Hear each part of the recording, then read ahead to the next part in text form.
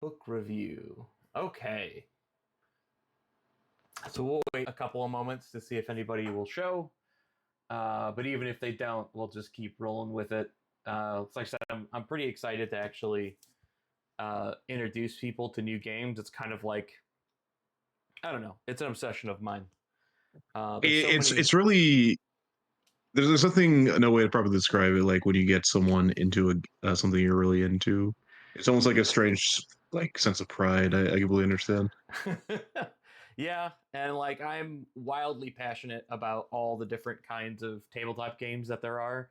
I don't know if you saw my library stream, but I own probably like 300 or 400 um, tabletop books. It's kind of outrageous, but within that, it has allowed me to like kind of have something for everything. So I have a lot of different games for every kind of game that I might want to run. So, but it also means that I have like a lot of different games that are kind of become my staples. Um, this one is a game that I have loved for a long time, and I finally got like a good chance to run it. But when we get into it, you'll see where the edges are. And I'm very interested on your take for it. Like it's just a little bit like rough around the edges, as you're trying to Yeah. say. And this is the fourth edition, so like they've had time. This came out, I think the original run of this came out in the early 90s or late 80s. I can look that up right now, actually. But it came out, or I assume that you're familiar with Shadowrun. Yeah. I've dabbled a little bit in Shadowrun. Kind of looked into it. Seemed very very interesting. Okay, so this came out in Uh, 1993. So there we go. Um, as all great RPGs do. yeah. So in Shadowrun, they talk about the sixth world. You've heard that phrase before? It sounds familiar, but I can't really like say exactly what that means. Okay, so in Shadowrun, there's cyclical magic. Essentially, every like 200 or 300 years, magic waxes and wanes. And as it in the Shadowrun game, it is just at the precipice of beginning its cycle again.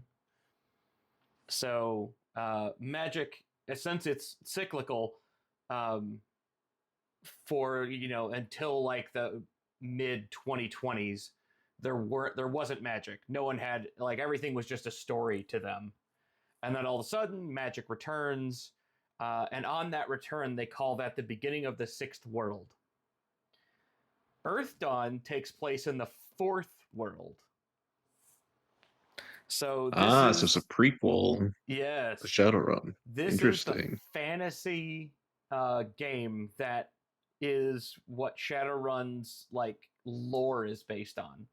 So, and it's wildly unique in that it's designed to fill in all the gaps that they talked about and hint at in Shadowrun, write their own story, and then a guy who put pen to paper to say, like, we're going to make a system that is mathematically perfect. It was their attempt to do that as well. And that's the thing I'm really excited for you to get in on, because I have to Math know. mathematically perfect. That's Yeah, interesting. it's a very high bar, and one That that that technically that's they almost met. on really technically they did achieve that. Okay, because that's Yeah. like similar to like more of like a video games thing, but still like RPGs. Like when the director of like the original Fable was like, my goal was to make the greatest RPG of all time, and I succeeded. Uh, so, If I like, say you know so what? myself. If I say so myself, I made the best thing ever, and you can't Yeah, disagree with me. right. So, I guess a little backstory, because like we already said, this is the prequel to Shadowrun. This is the world that existed before, and what's interesting about it is that this is the fourth world. So, and if Shadowrun's the sixth world, how that pans out essentially is that every even world, which is like every 400 or 500 years, I can't remember exactly how the math turns out, or I'm sorry, every like 2 or 3 thousand years, um, magic returns and then it begins to wane, right? So that kind of begs the question, if we play in the fourth and the sixth, what happened to the second? And as it turned out, as magic waxes, the dimensional fabric between the world begins to fray. And that these things that they refer to only as horrors can get closer and closer to humanity or meta-humanity. And that, like, it's basically Cthulhu-esque monsters that begin to be able to physically manifest into the world. My paralysis demon has returned. Oh no. Yeah. So, what they discovered in the Second Age was that during the height of their magic, these things would show up. They would like rend people's psyche, take them over, and most importantly, they would mark them in some way. And this is sort of like a witch's mark, where they leave like a physical representation on your body that lets them or something else know. Wow, this book is already, boy, this is FASA, high FASA here. The book page is just coming right out. But the horrors would mark people, and that allowed them to interact with that person at any distance. And that like becomes a huge problem. So when they knew that this was going to happen, they created what they called the cairns, the Great Cairns. And they were essentially bunkers a la Fallout, except they were magical. Magic Fallout. Gotcha. Yeah. So the cairns, and I would love if I could just like turn to some pages that talk about it, because there's a bunch of stuff in this I want to talk to you about, because I think if there's one thing about playing like 100 different games, that's is that there's awesome rules that you should steal for everything. And this has some of the most interesting rule sets for stealing that are like more concepts. And I bet you even at the point that we get into it that you have heard of these concepts outside of Earthdawn anyway. But so real quick, there were cairns. I can't find a quick page that talks about it or shows a cool picture. There's hundreds of them across this land called Barslave. And you basically had to get into a cairn or a horror would show up and reap your soul, and that was kind of it. The other kind of interesting thing about these books too is that a lot of the stuff is from an in-character perspective. So like this is from the testimony of an in-game character. So that's kind of nifty. You But when see, you that's a bit of a like setting craft that I kind of miss, because you don't really see that with like modern game settings anymore. Like yeah, the 100%. I agree. immersive, like sticking to like what they're presenting to you.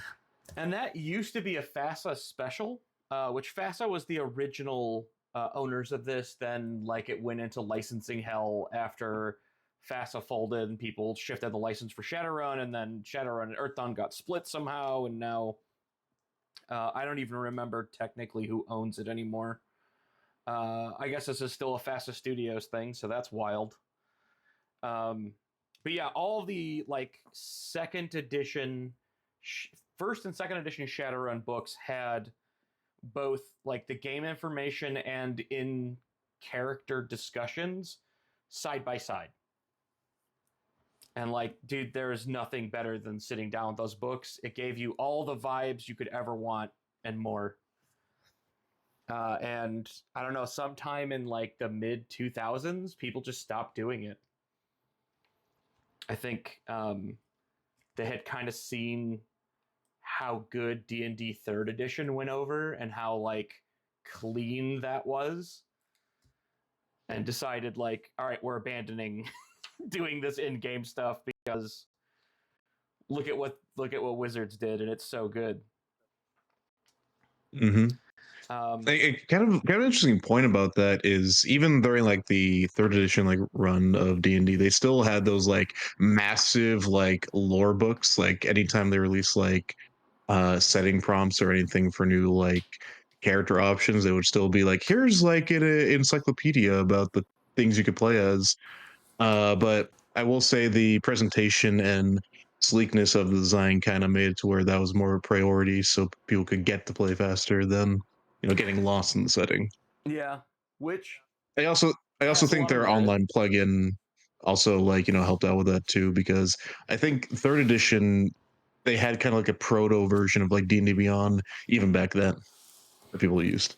Oh, really? Wow.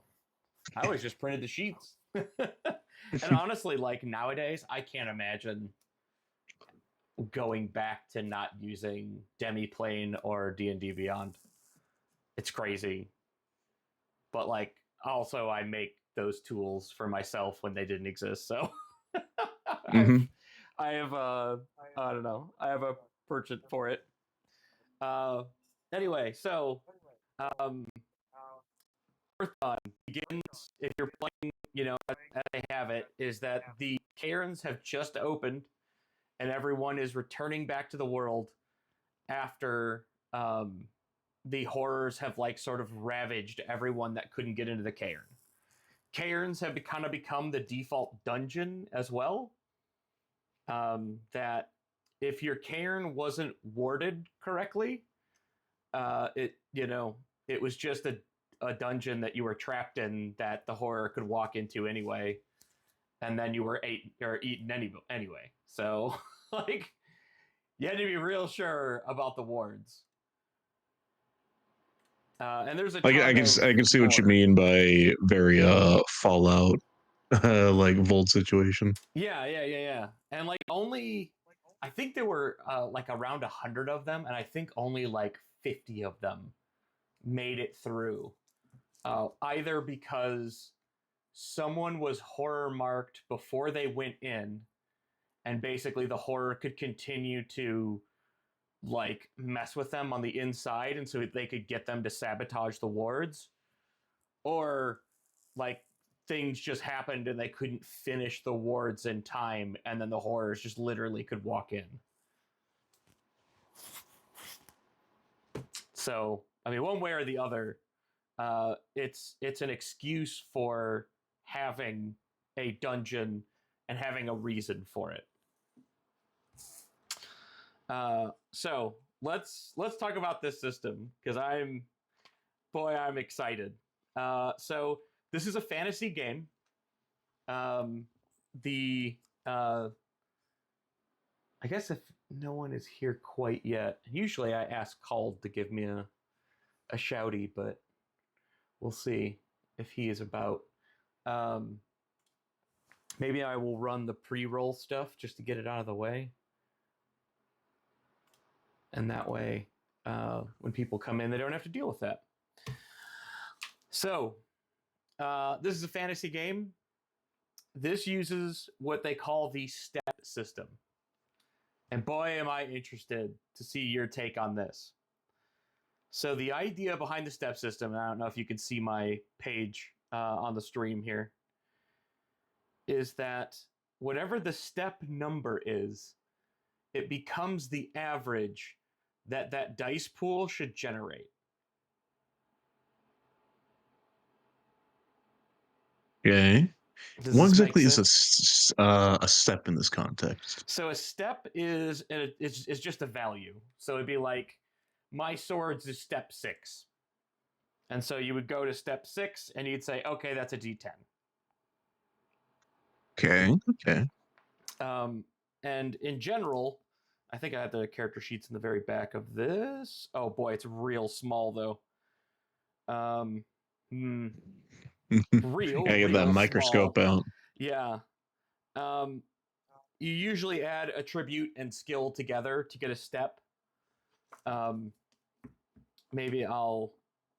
Yeah, this is why I need to be better prepared for these things. But I just sort of jump in here and wing it. So, but yeah, a step in this case is kind of your total value, and then you generate that dice pool. But the dice pools are wild. So like normally your step is between, as a starting character, is between like 6 and 15, which seems like a wild swing, but it's kind of like if you're a rogue, the thing you're really, really good at, you have a huge bonus to. The thing that you're only sort of okay at, you're just using your stat.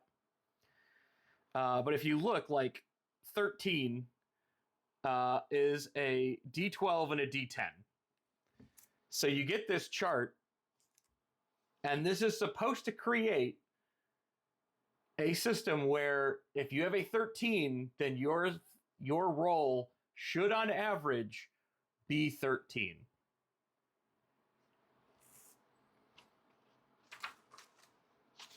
It doesn't always become 13, of course.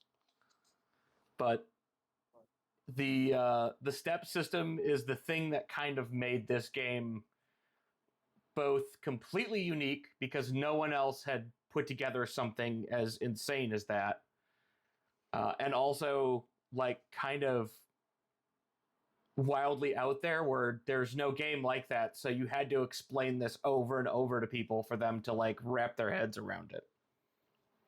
So, kind of help me better grasp it. How would say like a character attacking with a weapon that has like a step 6? How would you go about using that weapon, and what would that look like? Okay, so a couple of things that we got to do before that. So everyone, instead of having an flat AC, armor in Earthdawn is damage reduction. So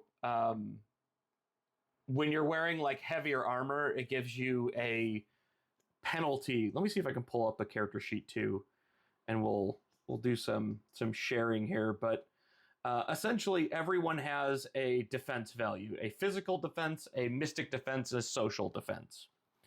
That defense is based on some of your attributes, as well as your class. So say that you're going to be like a scout. There are various things. They call them circles, but in this case, you can just think of circles as levels that you'll get like permanent bonuses to your physical defense. So like there's things that just give you bonuses directly to it. But there is a thing here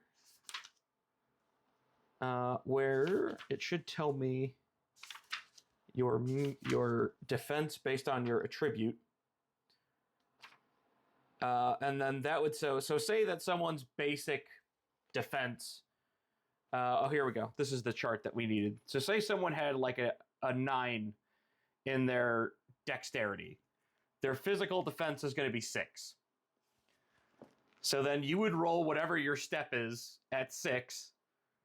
If you hit that number, you get to deal them damage, unless they have a defensive ability, which most characters that are martial do. So like scouts and your thiefy type characters have a kind of uncanny dodge where they can spend some of their hit points and they can make a skill roll against which you rolled as your attack. And if they can beat your attack, you miss them. If they can't, then they took that extra damage and you get to hit them. Okay, okay. I'm starting to kind of see more clearly. So, if I'm understanding right, the step system is kind of a way to give more credence to the score values, where instead of it being like, here's like your deck score and it's 20, but that only applies to a modifier, and the score is something that's never really touched on again beyond character creation. It also gives an indication of if you have to hit something with, say, a defense stat of 10 and you have a step of also 10, it since you're more likely to hit a 10 with that score, is that kind of like the my understanding of how the system works? Yeah. So if the assumption is, again, how this works at the table is wildly different than how it mathematically works. Is that you're going to have like skill points and stat points, right? So say that your attack is like a strength swords. So if your swords is 3, your strength is 4, you're going to roll step 7. Uh, and then if 7 is their target number and your step is 7, more than likely you will hit them. Or on average, I should say, is the way they would phrase it. One of the hinkier things about this system is that anytime you roll a die, if you roll the maximum on that die, you get to roll that dice again and add it. So dice also explode. And that's kind of like the equivalent of like a crit or like in my house World of Darkness game when you pop that 10 when you roll a 10. Right. Uh, there are degrees of success in this, which makes critical hits kind of terrifying. So, say that someone's defense is 10. If I roll a 10, I hit you. If I roll a 14, I hit you and do 2 steps extra damage. If I roll like a 28, I'm going to hit you and do like 6 to 8 more steps of damage to you. So I when see. Okay. you Okay. get D10s and D12s and they pop off, you could just end people in a single hit if it's, if you roll hot enough. Which is terrifying. And then that air dodge is the ability where you can like so they call it strain, is when abilities take hit point damage for you to activate. You start to think like, I'm going to take that force strain either way, because either I'm going to roll and meet that number and you're not going to kill me, or if my defense is 10 and I roll a 20, you still hit me, but now you only do 2 levels of critical damage instead of 6. Like there's a lot of give and take, and combat is very active. On defense and on attack, you're always doing something. Or at least you can. Like, it kind of gets into, there's some classes that just have like buckets of hit points. And being able to like just take it on the chin is part of their feature. But yeah, that in a nutshell is steps. They're very strange. I'll see if I can I used to have a sheet somewhere. I'll see if I can put it on screen here when I find it. That is like a step cheat sheet. That way you could say, because like once you actually play this game for a minute and you stop having 2s and 3s and start having 9s and 15s and skills, like you start hitting step, 24, 25, and you're like, I have no idea what that looks like. And in this case, a 24 is a D20, a D12, and a D10.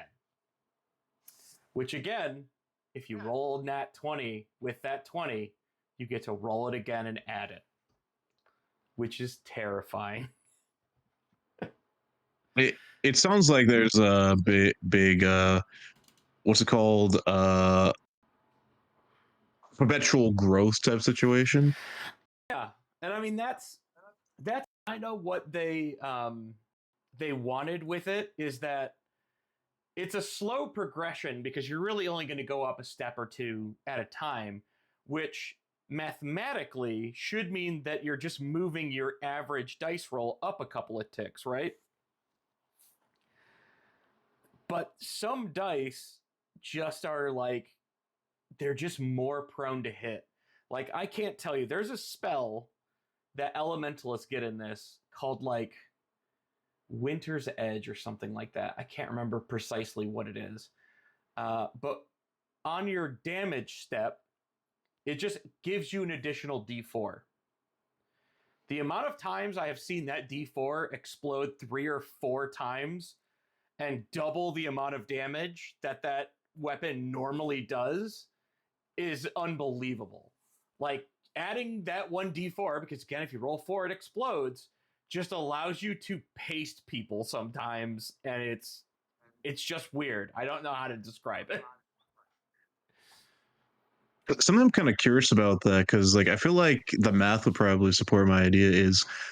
Isn't it like on lower steps they're more likely to explode because they have less odds to kind of get that higher value? If you get what I mean? So yes, which makes lower things more unwieldy, but higher steps can also get d6s and d8s. You can't really get d4s again. At least I don't think so. No, looking at this, there's no more d4s. But like step 9 is a d8 and a d6. So if you roll a 6 on the d6, you still, it still re-rolls. But that's the question. Like, is rolling 2d6 better than a single d12? Because if you roll a 6 on either of those sixes, you get to re-roll. And they would say that mathematically, no. Having the steps as they have described them, they should be exactly equal to meet that halfway mark. And I would say in This is practice, the it's not true. perfect equation, mathematically the perfect game. Yeah. And like, dude, the steps are so crazy. Okay. I'll see if I can split this out. I'm doing some like real hot swapping here for stream. Which I mean, I guess mostly this is going to be for people who are watching the VOD on YouTube later, but um, I'll put this up on the screen so people can see it much more clearer than I can show you in the book. Boy. So with that said, like that is steps in a nutshell. So maybe we can talk a little bit about character races, because this is also kind of an interesting thing to get into, because there are unique things in this that don't exist in other games, or exist in such a different way that I feel like they're worth mentioning, especially for people who like playing kind of weirder things, or I'll say more. Here we go.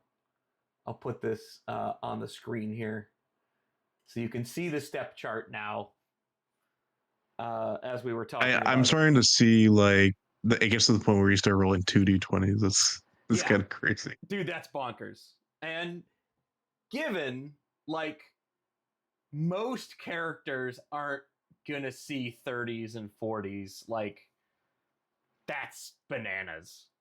You'd have to be unbelievably high level. And that's kind of another thing, is that these levels only go to I think 9 in the core book, and then you have to get the supplement book to talk about circles above 9. Um, let me see. What is it? 8. It goes 8 to 16. Which I'll move this and make a little teeny tinier over here so that people can still see it. I don't know how that looks on a normal monitor screen, but hopefully it's okay. Yeah, it's still pretty readable. But yeah, so it's assumed that you're only going to get up to circle 8, which means at most your talents could only go to 16. So like 16 plus maybe 4 or 5 from an attribute. That wouldn't be, I mean, you might be able to make it into the 20s if you have like a super crazy good attribute, or something that's giving you a whole bunch of bonuses. anyway, let's. I guess we'll cover the attributes real quick because they also do the Shadowrun thing where willpower is its own thing. But there's dexterity, strength, toughness instead of con, perception, willpower, and charisma. And perception is a unique one in that it is usually the attribute that you use to cast spells with, which is strange, I imagine, for most people.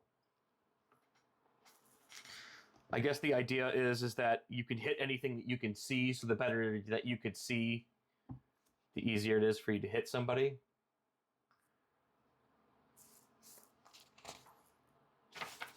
I don't know. It's kind of a weird thing.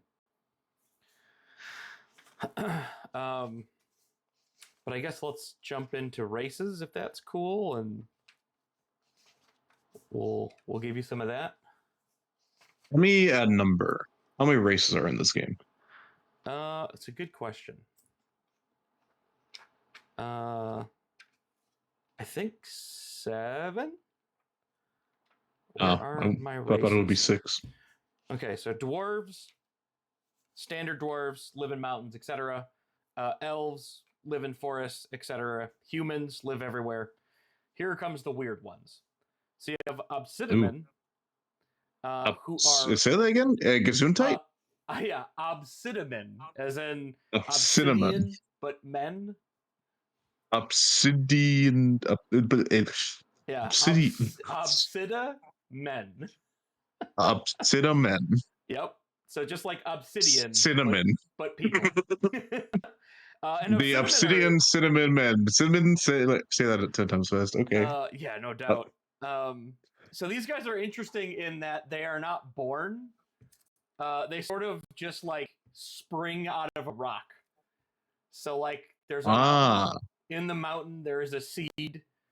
That seed is the genesis of their people, and like every so many weeks an obsidian walks out of that wall. Very Crystal Gem style. Yeah, actually I never even thought about that. But it's probably heavily borrowed from that.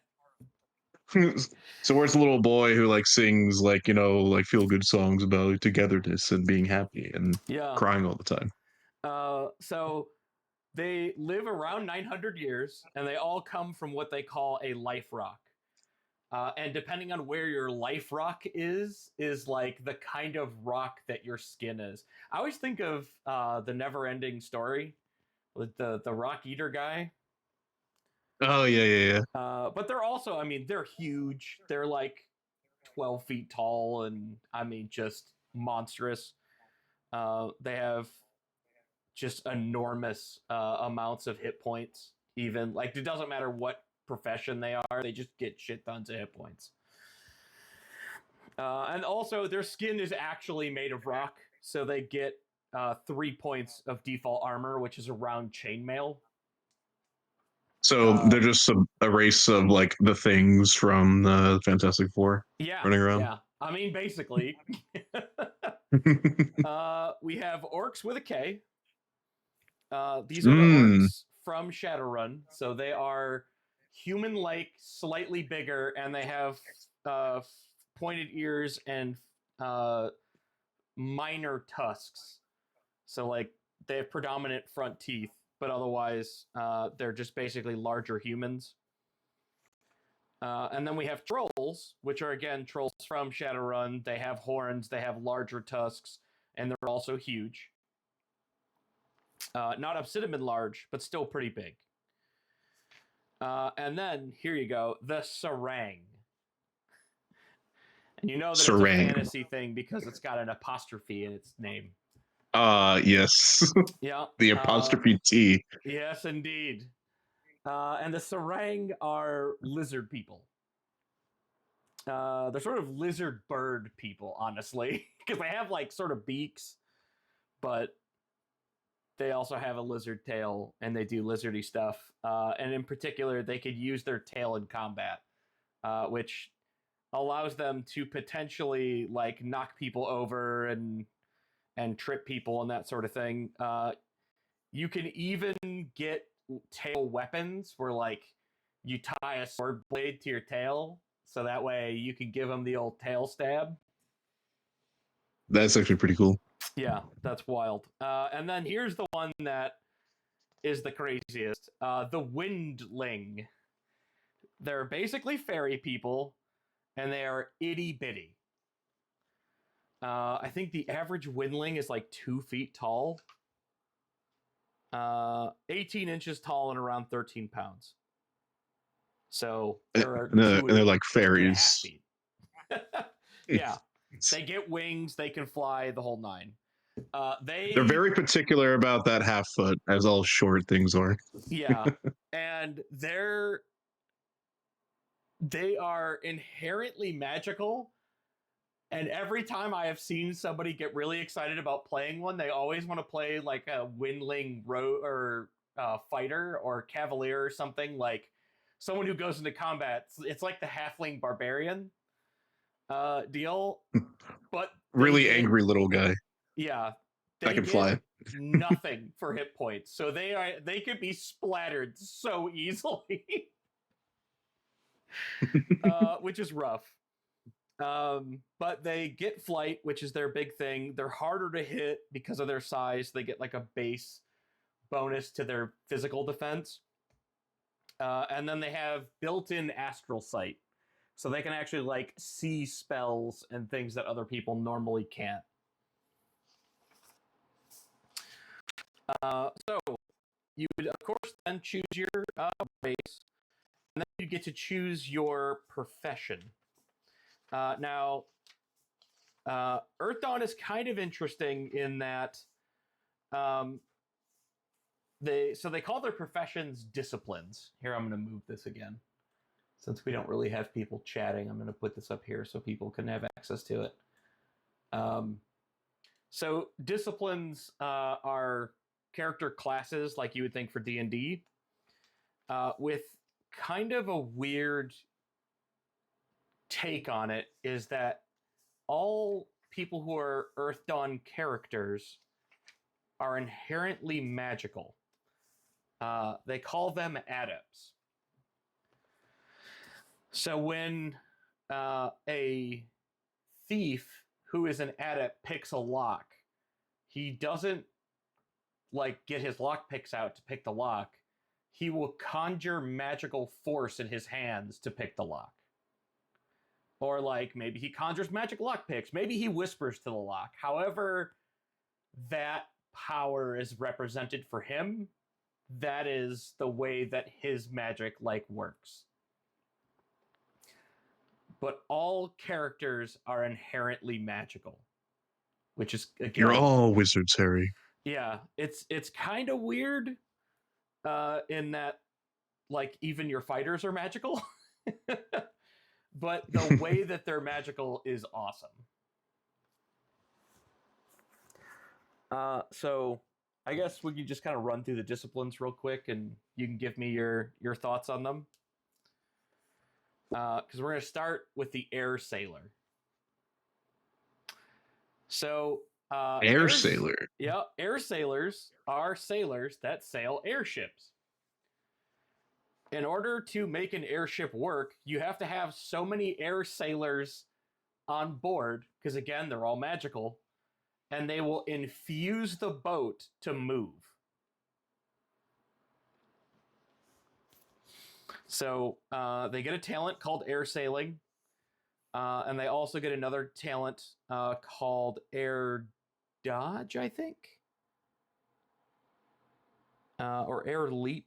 I have to see what it's called again. Or no, it's a void blow. A void blow is that thing I was talking about where if somebody tries to attack you and your like physical defense is kind of crap, if you have the avoid blow talent, you can spend for it in order to like increase your defense.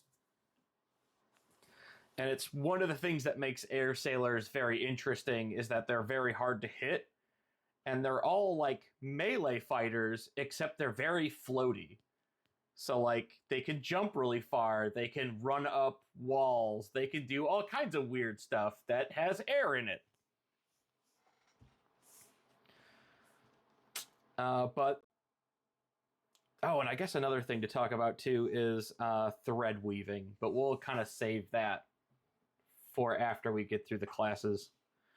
But air So sailor are a lot of thoughts. these disciplines kind of more occupation flavored than like soldier guy who hits things, literal like sky engineer? No, there just happens to be some that are. Like So we got someone who likes to cast spells, someone who likes to pickpocket, someone who has a sword, someone who can hold the heavens aloft with my airship. And and yes, they've been to and they studied every STEM major, yep. I mean and that's they're all on the same level. yeah, yep. That's the weird part. I guess the closest thing to like that like in D&D is like artificer, I guess, but like even then. Yeah, it's weird though because inherently a person who is an air sailor doesn't necessarily know how to fix a ship. They just Mm-hmm. know how to like do this ritualized movement that allows airships to move. And they have like they're born with like a magic talent for it. Or at least with enough magic that someone with a talent taught them how to do it. This is my very specialized field. The job security is peak, but I can literally do nothing else. And honestly, air sailors, it's a very secure job in that it's just like normal sailing. There's a ton of work because everyone needs to move stuff, but also pirates kill sailors all the time. So you're always going to need more air sailors. Except that, again, if you kill a specific ratio of air sailors on a ship, the ship will literally fall out of the sky. So, like, And gotta be this does careful. not Gotta sound keep ideal. that ratio. Okay, just keep all your air sailors in like, a small compartment in the middle of the ship. It'll be fine. Yeah.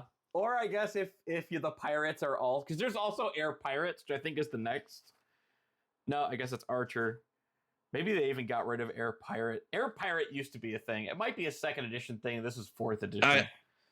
I still love that. You have air sailor, like very specialized occupation that is core part of the setting, archer. Yep. And archers are arcane archers. So like again, because everyone's magic, the first thing that they learn how to do is to infuse elements into their bow and arrows, and they also eventually get the ability to call missile, which is kind of messed up. That basically you can like shoot somebody and then rip the arrow telekinetically out of their chest. Ooh, that sounds spicy. Yeah. Oh yeah. But they also get like danger sense and a few other things that make them uh, like more roguey. But otherwise, yeah, I mean they're basically super archers. That's I mean it's right in the name, I guess.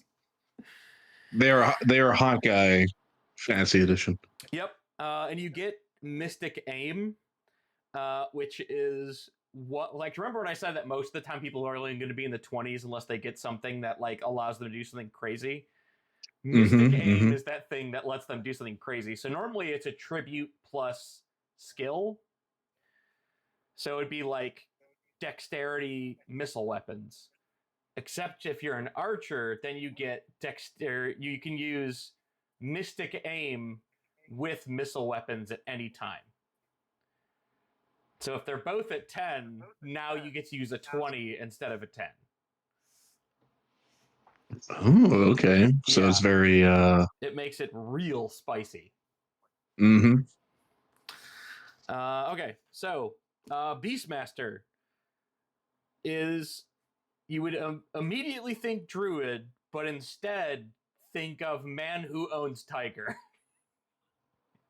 Ah, Ranger Beastmaster. Gotcha. Right, except that they don't get like spells otherwise. It's just have horrible monster make horrible monster better and more dangerous.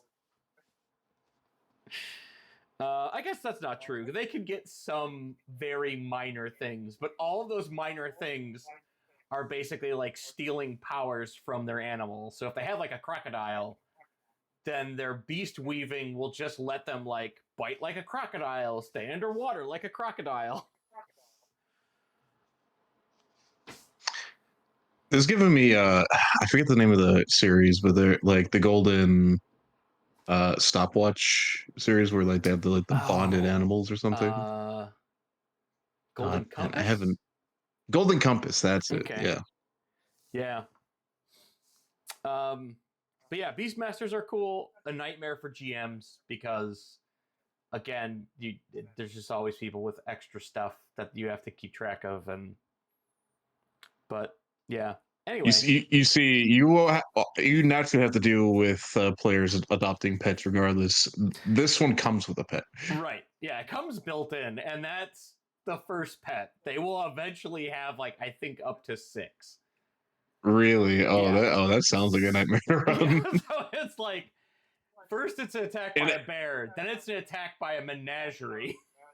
I'm gonna assume they all have different steps too, which makes it even better. Oh yeah, they all have different stat blocks. You know they all got different stat blocks. And you know what's even worse? Is they have stat blocks and they're modified by the Beastmaster's talents. So you can't even use the ones out of the book. Oh yeah. It's, it's I'm going to something. assume that there's like probably an even distribution of classes where you just need the step sheet and everything's explanatory, and the other one where you need an encyclopedia. Oh yeah, we haven't even got to the spellcasters yet. So like that's a whole other thing we're gonna get to. Cavalryman is knight on horseback, but can also be orc on warg or troll on triceratops, and as is in this picture. You see, the difference is they also get a pet, but they ride them. Yes, yep. And they do share some talents.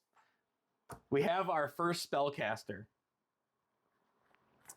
So should we explain how spellcasting works in the Oh, character please. description, or should we save it until after we're done with the character classes? Well, how many spellcasting classes are I there? think there are 4. It's Elementalist, Illusionist, Necromancer, and Wizard. If you could Right? put it in like the most simplest of terms. Oh, that's tough. Impossible, I know, but like, Okay. Uh, so I instead of spell slots, you get these things called spell matrices. And a spell matrix isn't exactly a spell slot because anyone can cast any spell at any time, but you can only safely cast spells through spell matrices. So, I mean, the story reason for this is that magic is what calls horrors. And so a spell matrix is sort of a hole in the sheet where it doesn't count.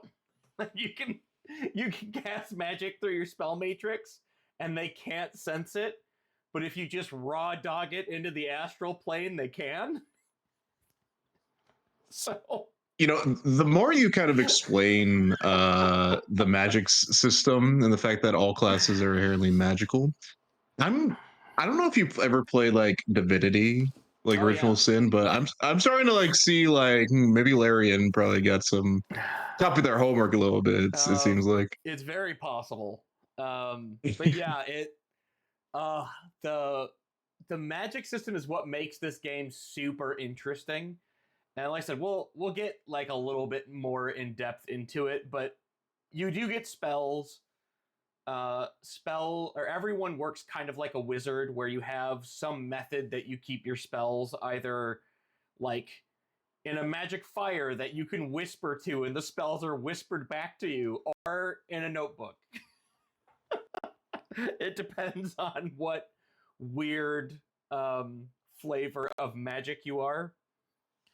Elementalist is exactly what it says on the tin. They can throw around elemental powers. They're basically benders from Airbender, only they can bend every element and each element offers its own unique power set. And yeah, eventually I think elementalists have to specialize in one, and then they become vulnerable to the other, of course. But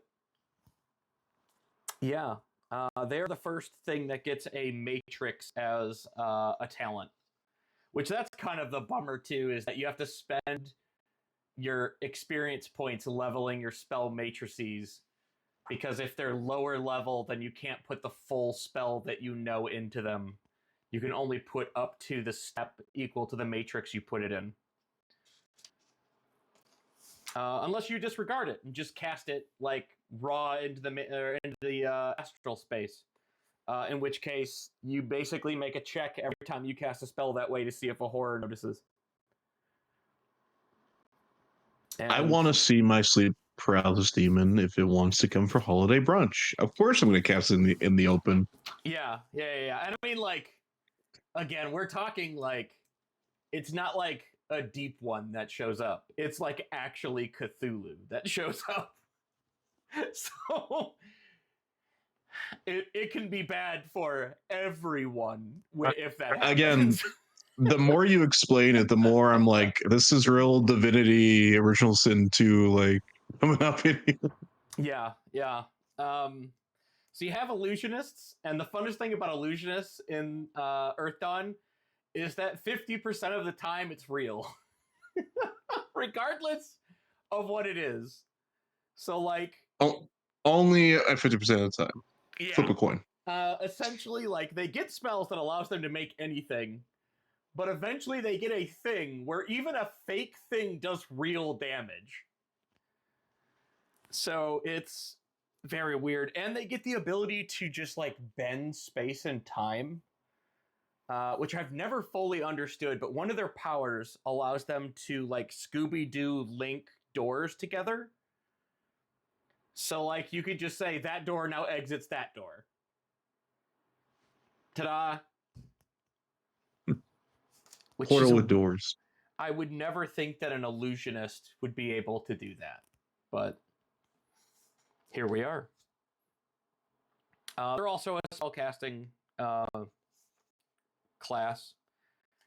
And then you have Nethermancer, which seems like Necromancer, and they kind of wanted it to be Necromancer, but they didn't fully commit to the bit.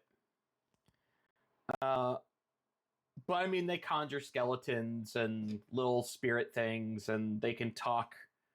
They're sort of like horror mancers is a better explanation. I don't just do zombies. I do ghouls and goblins in the gothic undead. Indeed. And their books for their spells have to be inscribed in bone or flesh. So that's metal. Fun. Yeah, yep. Scouts that are sort of like rangers. They get a bunch of hiding and running and tree diving and such. They can track as well. Sky Raider. It's not Sky Pirate, it's Sky Raider.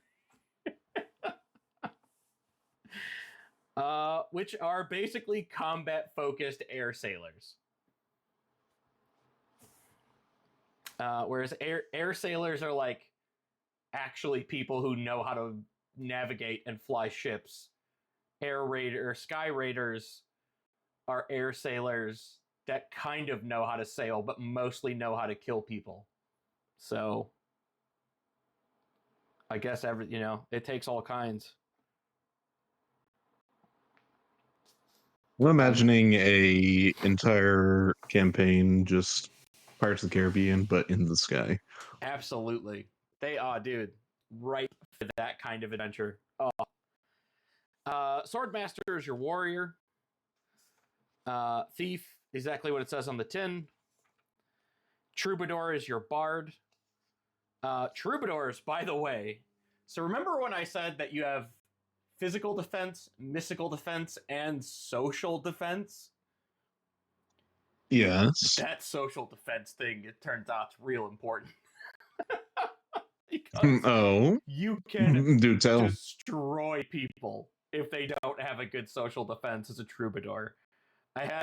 We ran this for like, I don't know, maybe it was like 3 month little mini campaign, and our troubadour just discovered that, like, as a standard, most NPCs could not resist his charms and such.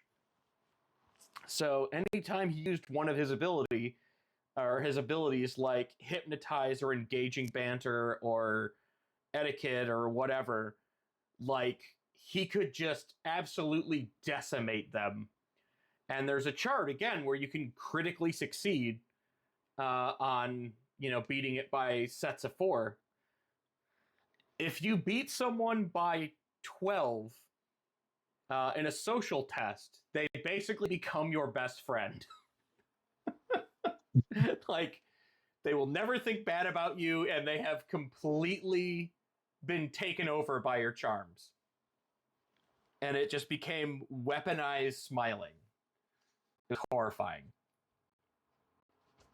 I eventually had to draw Now the line. that right there, that is Riz.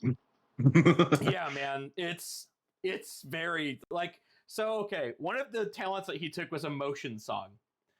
Emotion song is just you choose an emotion, you get to blast it out in like a 20-yard radius, and the intensity is based on how much you beat their social defense. And if you choose anger and beat their social defense again by like 8 or 12, you can put people into a murderous rage. So at some point they said, oh, we need to get like a distraction. And he's like, oh, I'll go out there and I'll make people angry. It'll be like a mosh pit. And it was like a full-on riot. Like, they were burning people's houses down and shit. And he was like, well, I'm imagining that one scene from Last Airbender, spoilers for a dang almost 2 decade old show. Yeah. That's crazy. I'm old. I don't know if you know that scene when Zuko and Sokka were like in prison, like the Boiling Rock arc or whatever. I've seen the whole And there thing was twice, and I don't remember that scene. Oh, such a great have you show, seen the though. meme where he's just like, my girlfriend turned to the moon, and Zuko's like, that's rough, buddy. Yeah. Like I think an episode later they're like in the prison and they're trying to escape, and they need to like get a distraction, and one of the prisoners was like, oh, we just gotta start a riot. It's like, how do we do that? It's like, easy. He just grabs a guy, puts him over his shoulder, raises him into the air. It's like, hey, everyone, riot. And then everyone just started rioting right there. Yeah. Yeah. I mean, honestly, like, it is to that degree. So on that, there's one other mechanic that they get that is disgusting that we need to talk about, which is a talent called Sloth Blame. So if at any point they get targeted by a social skill, just like the avoid blow, they can make a sloth. I can't say that word. Sloth blame. Sloth Yeah. blame. And they can switch the success from them to another target. Oh. Yeah. So it's ridiculous, is what it is. It's completely ridiculous. When you finally think that you've turned their power against them, and they're just like, oh, it's really cool that you succeeded that way, but actually you succeeded on that card. Like, oh, damn it. So sword masters are obsessed with a single blade generally. Warriors are the master of all arms. They can use multiple weapons. Sword masters have to like hone in on a single weapon. And then weaponsmith. This was one of my favorites. We had, which again goes back to that, like, our disciplines sometimes like just jobs, and in 3 occasions the answer to that question is yes, but not all of them. I guess you could be a professional illusionist, so I don't know. Anyway, weaponsmiths get to build weapons, and they can make weapons better than any normal person possibly could. So as they progress, say a sword in general does 4 damage. As they progress, their weapons will start doing 6, then 8, then 10, then 12. So like you have a warrior who already gets things like Savage Blow or Press the Attack or something like that allows them to add damage steps. Then you give them a weapon that's literally been like forged by an enchanted Grand Blade Master, and they're gonna start like taking limbs and heads off every swing. We had a really cool setup that I was gonna do that we never got to play this game, but a buddy of mine was playing a swords master, and I was gonna play a weaponsmith, and the weaponsmith was obsessed with the sound that weapons made whistling through the air. And so he would build his weapons based on like tuning them. And so it was this whole like he was the golfer and I was the caddy, but I would build him disgusting weapons for him to use. I don't know. It was an interesting concept. I wish we had gotten a chance to play with it. But yeah. And then Wizard. That they get to do wizardy stuff. It's you can't forget about Wizard, even though everyone's a wizard, but they're the most wizard-er. Yeah. Well, everyone is magical, but not everyone is a thread. Well, no, everyone is a thread weaver too. Oh boy. Okay, so we talked about talents. There's like 150 talents. All of them do something very specific and very exact to their thing. One of the unique things about this game is how important legend is. So you don't get experience in Earthdawn, you get legend points. And the idea is that characters who are building a legend inherently can survive things that those who aren't like pushing their legend will. So plot armor. Yes, but it's codified in the game. So it's canonic plot armor. It's like literally you can look at your character and see exactly how many points of plot armor they have, which are called karma points. And you can use your karma to do stuff and survive things that you shouldn't. And you have to continually build a legend, and in having like a shtick and sticking to it and forging that legend will actually make your character gain powers based around that legend. And the tools that they use to reinforce that legend will also inherently become magical. Because again, everyone's magic. Can't stress that enough. Everyone got a little bit of magic in them. Yeah. So when you find a magic item, there are no items in Earthdawn that's like +1 sword. Every item has to have a legend and a history. If it does not have those things, it is not technically a magic item. There are what they call blood magic items, which are essentially like they're lesser powerful magic items that you have to spend so many permanent hit points. These basically like, I'm going to put this magic or blood magic armor on. It gives me +1 armor, and it costs me 5 permanent hit points. If I remove that armor, I get my hit points back, but while I have the armor attached, I'm down that many hit points. But the I see. True magic weapons all have histories. And in order to utilize that magic, you have to know its history. So part of any time a character gets their hands on a magic item, because even if like in Earthdawn, if you picked up Excalibur, until you know that it's Excalibur and know the trials and tribulations that Arthur went through while holding it, it is no different than a broadsword in your hands. And any other person who picks it up will have an equal, like, blasé attachment to it. So you're telling me it is optimal to have media literacy in this game? You have to.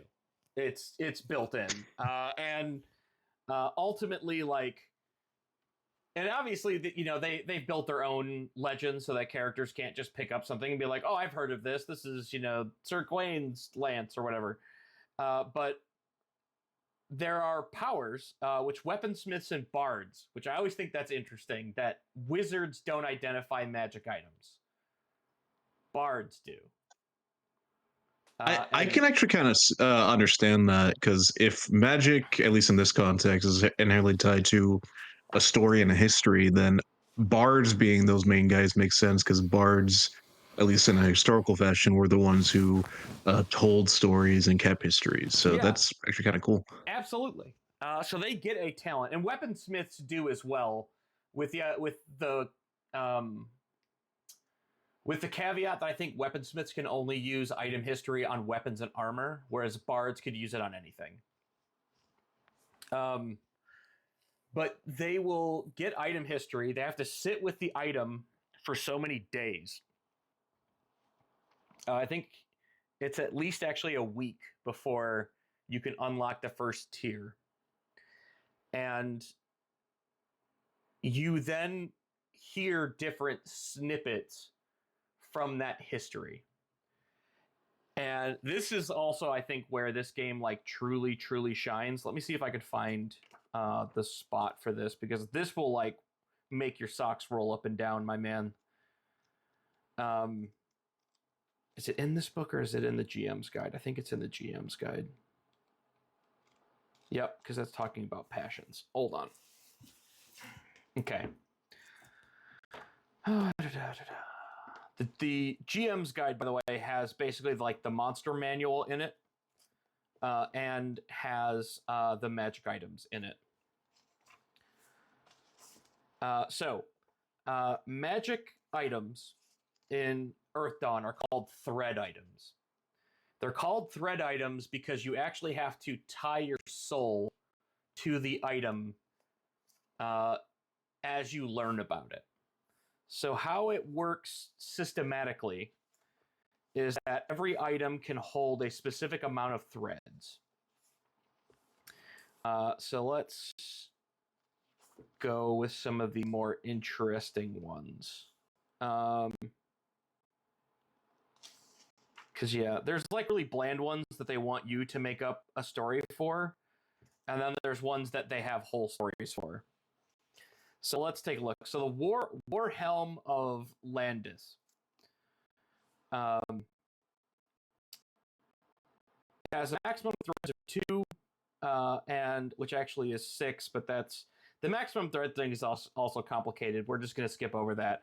You get to have 6 levels of this magic item.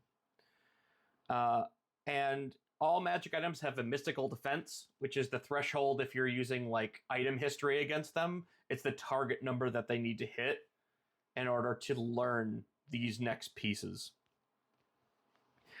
So it gives you the background. In this case, like the metal helm was owned by the human king, Landis. He was an important military commander, etc.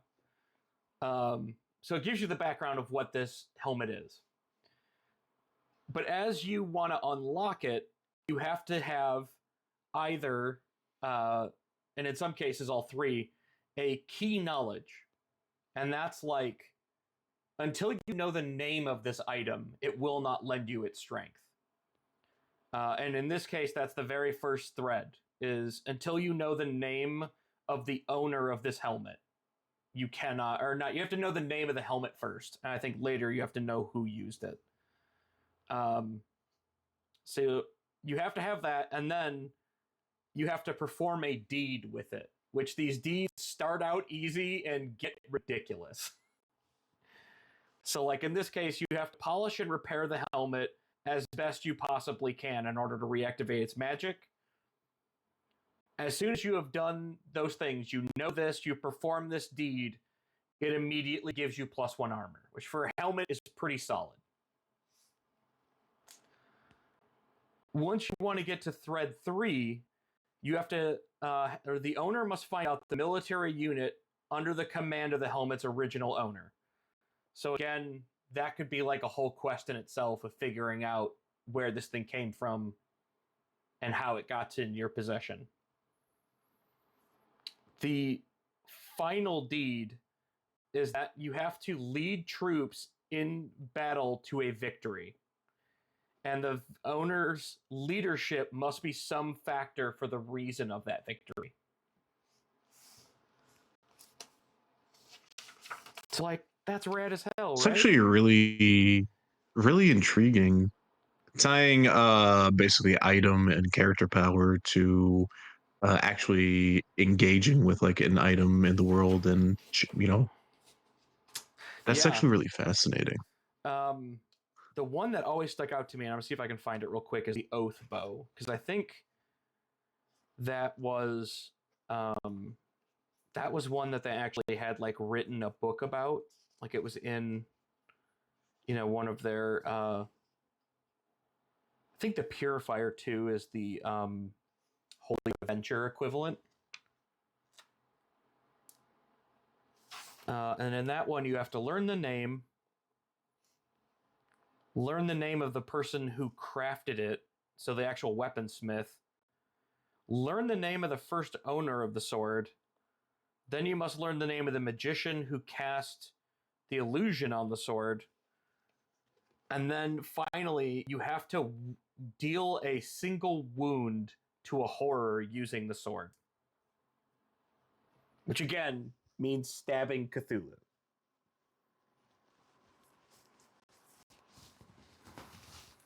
But I love the and that deed is like not as cool as the Oath Bow. God, let me find it. Is it Niku's bow? Is it that you have to blot out the sun with a single arrow shot, Dawnguard Skyrim style? Oh, if only. No, it's actually like a whole hero's journey. So like you get the bow, and again, I'm just going to try to fly this off of my memory of this, which is my memory is notoriously bad. But you get the bow. You have to, of course, figure out who wielded it. Then you have to declare an enemy. So, like a ranger style favored enemy. You have to draw that enemy's blood with it for the third task.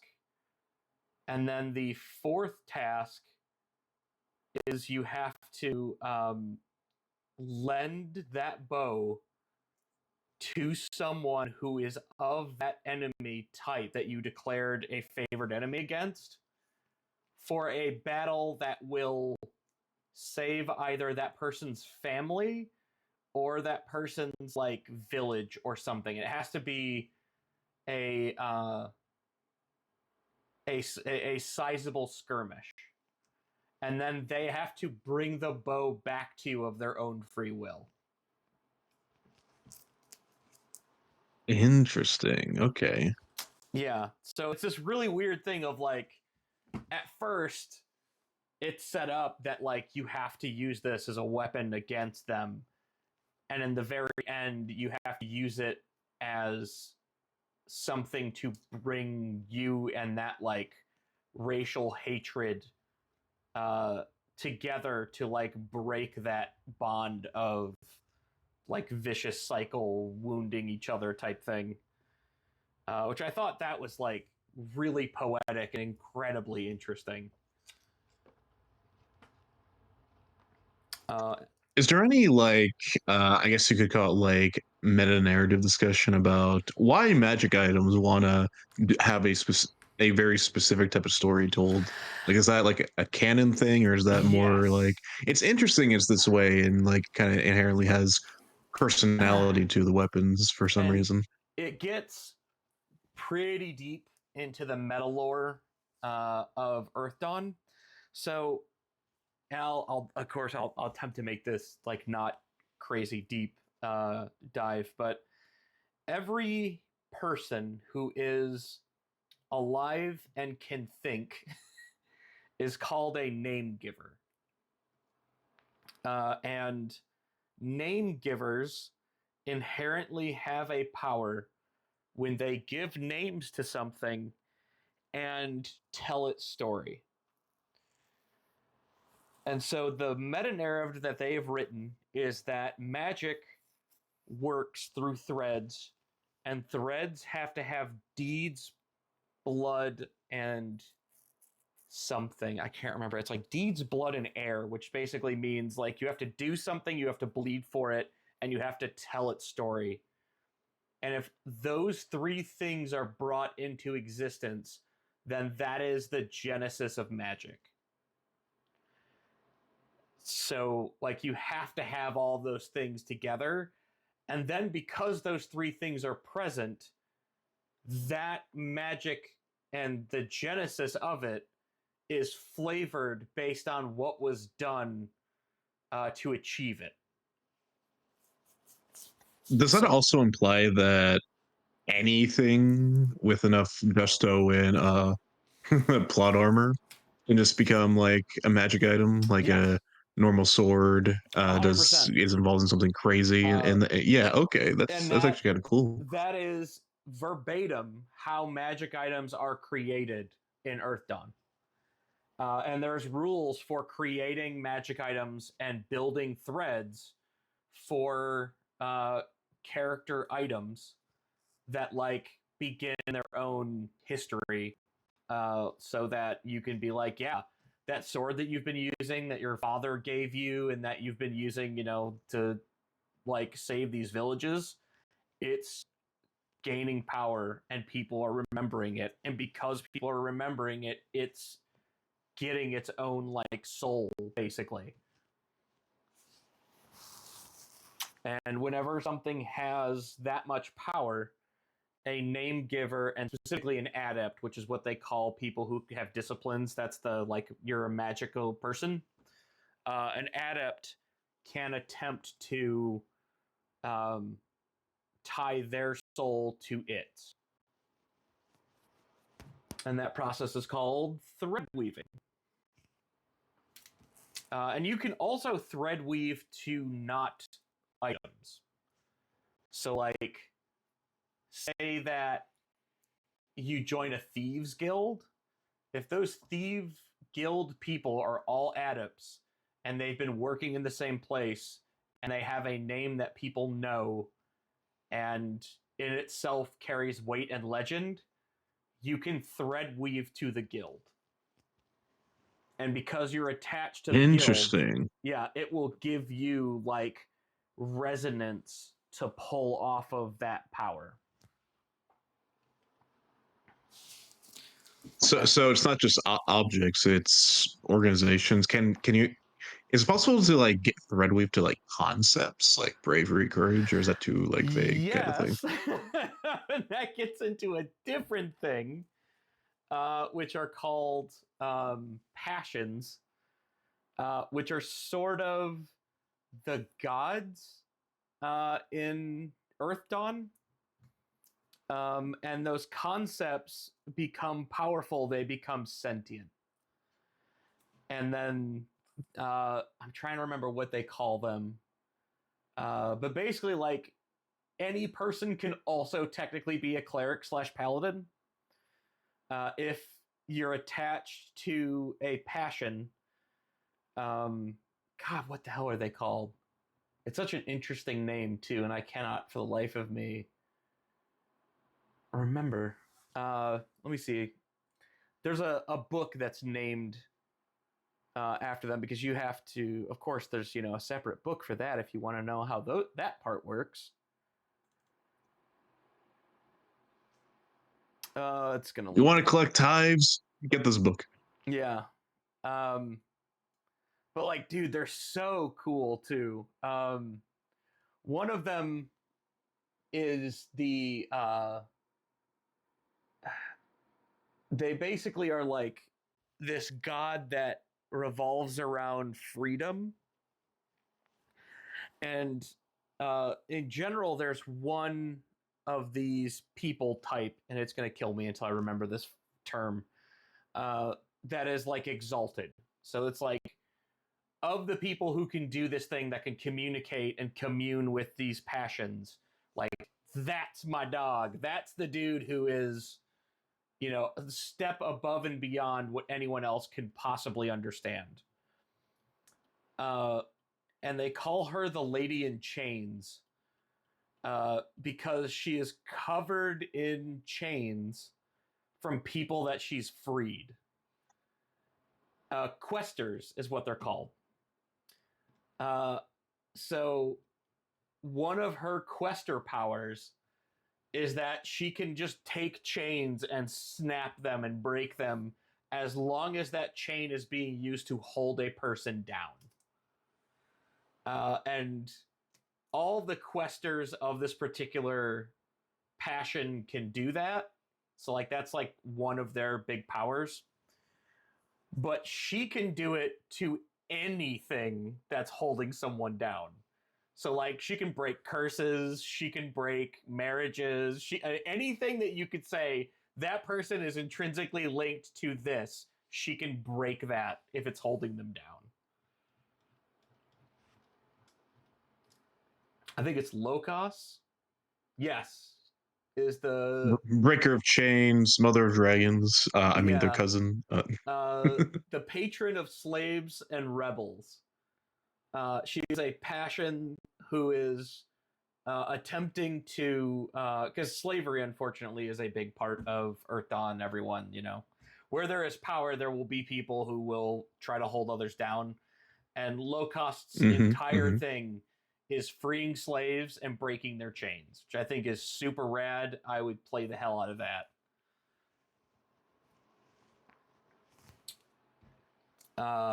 But yeah, there's also, because again, like, there's passions, which are sort of like gods, but they're not as powerful as gods. There's mad passions, which were passions that didn't fare super well when the horrors came back, and like some of them were driven insane by the horrors when they were there. And then there's horrors. Yikes. Yeah. But yeah, that's the very long answer to your very short question. And even then, asterisk, asterisk, asterisk, yes and no. It Yeah. depends. Yep. But it's super cool that like anyone can become a quester.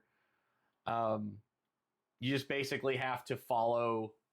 You have to do deeds, is how it works, and basically every, because of course there's a questers book, but every passion has deeds and like a scale of the deed. So like for low cost, freeing someone from like a bad relationship would be like a super low thing. Because like it's bad, it's hurting them. Unless it's like the person's physically abusive, it's just like an emotional hurt. And then as you move up, you go to freeing slaves, to like freeing an entire nation of slaves, or getting slavery banned in a kingdom or something like that. Like, there's scales up as you do bigger and better deeds, and that basically gives you like god points. I forget what they're called, but you can then spend god points on god powers. But it also is like a near verbatim tit for tat. So, like, until you do a deed, you literally cannot do any divine powers. You have to bank them deeds so you can spend the divine power later.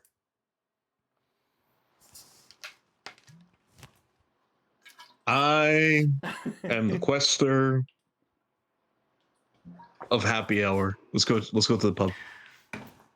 I wonder. There is Estander. Is the muse of music, romance, and the arts.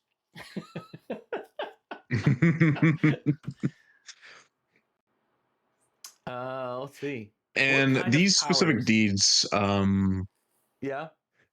do they have how hard does this specific game and setting stick to the whole like good versus evil dynamic? Because I know like some systems like it's really hard to actually be bad guys because like built into like the crust of the game and stuff like that. This has no qualms about there are no alignments, there are no powers which stop alignments.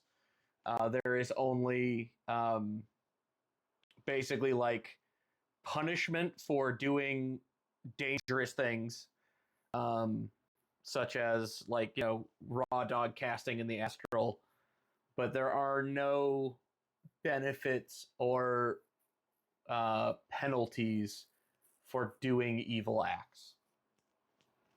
So I see. Okay, okay. yeah. Again, unless the thing that you're doing is for a dark patron, in which case there will absolutely be benefits. You're gonna get them dark patron points. Um, the thing, actually, there's another thing that we should talk about too, because it's another like large part of this game, which is really weird. Um, so we talked about horrors, we talked about horror marking, but we didn't really talk about what that meant and why that's so bad. Um, and so when a horror marks you, and they can only do that if you've drawn their attention, or if you happen to be where someone else has drawn their attention, which is its own problem. But when you get horror marked, they actually like mark your soul as you belong to them. Once you have been horror marked, there is no way of removing it.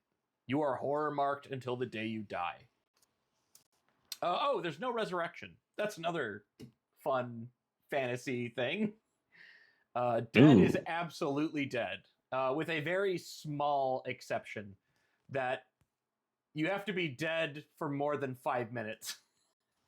Because there are things which can bring someone back immediately if they're killed in a battle, but like if you're dead and you don't have them, you're dead. You're gone. Yeah. You're not coming back. Um, but so if you get horror marked, that horror can begin to use powers through you, and they can begin to crush your will. Um, Everyone is so terrified of having someone where a horror marked person is, because the assumption is that if you're in town and you're horror marked, anywhere you go, the attention of that horror exists, right? So just Um, looking at you, looking at the area. right. And so, like, if you're horror marked, I don't want you in town because there's a potential that I will get horror marked because you're here. So, what the people of Earthdawn have decided, and everyone believes this, but there's not like a ton of evidence that it's true, which is fun, is that a person who is horror marked will no longer be able to create art. So every person in Earthdawn, Create art specifically. yeah. Every person or every character that's created in Earthdawn gets an artisan skill. And anytime that you meet a new person, like say that you're adventuring on the road and you two cross paths before like you're gonna bed down for the night, and you're like, hey, we should stick together, you know. I know we just met on the road, but there's benefits in like company if there's like dangerous creatures or whatever. The standard thing that you would do to prove that you're not horror marked is to create something with your artisan skill in front of that person. And it's like a very common thing that you would have to do dozens of times in a week. They call it a ritual of introduction. And like your art can be anything, which is weird. So like it could be juggling, it could be like crafting a weapon, it could be cooking. As long as you can describe it in an art form, then it's totally fine. And is it like something that can be inherently like oh yeah, he passes snuff, or I assume there's like that whole thing about what is considered art. Like if you put like a Jackson Pollock painting up to a guy, like someone might say like that's creative, and someone be like, I don't know, man, looks like you Yeah, just threw shit at canvas. Like, yeah. like, So the are you way, sure? and that is like an inherently weird thing about it. So, of course, they've gamified it to where I think you have to hit like a 6 to basically prove that you're not horror marked. Uh, but ultimately, like, there's a bunch of other factors that can raise that target number. So, like, if you're doing it in front of a large crowd, or death is like actually on the line where they will actually hang you if you fail to like impress them. So there is a like gamified version of it where there's a target number and modifiers, but it's always been that thing like you're saying in the back of my head of like, how do I know what this guy's art is? What if that shitty cup he made is like that's true art to somebody? I don't know. He makes cups. What the fuck do I know about cups? And is it like if you were a character who's like horror marked, like you just can't make that check or even try Oh or no, that's anything? the best part is that there's actually no there's no validity to it at all. The point in which you wouldn't be able to make that check, you're basically a walking zombie anyway. So like there's there's gonna be other signs that you're a horror mark, like the fact that you're like bleeding out of your eyes and that anytime you open your mouth the screams of the damned come out. But yeah, I mean, it's What if that's considered your like performance art? yeah, that's messed up. Like, dude, he never stops performing. He's a consummate genius. He can literally throw his voice. Why does it sound like multiple orphan screams? Like he's really good. Yeah, dude, he's the best in show. Let me tell you. You're like, I swear to God, I just saw his face slough off. You're like, don't worry about that. It's all part of the act.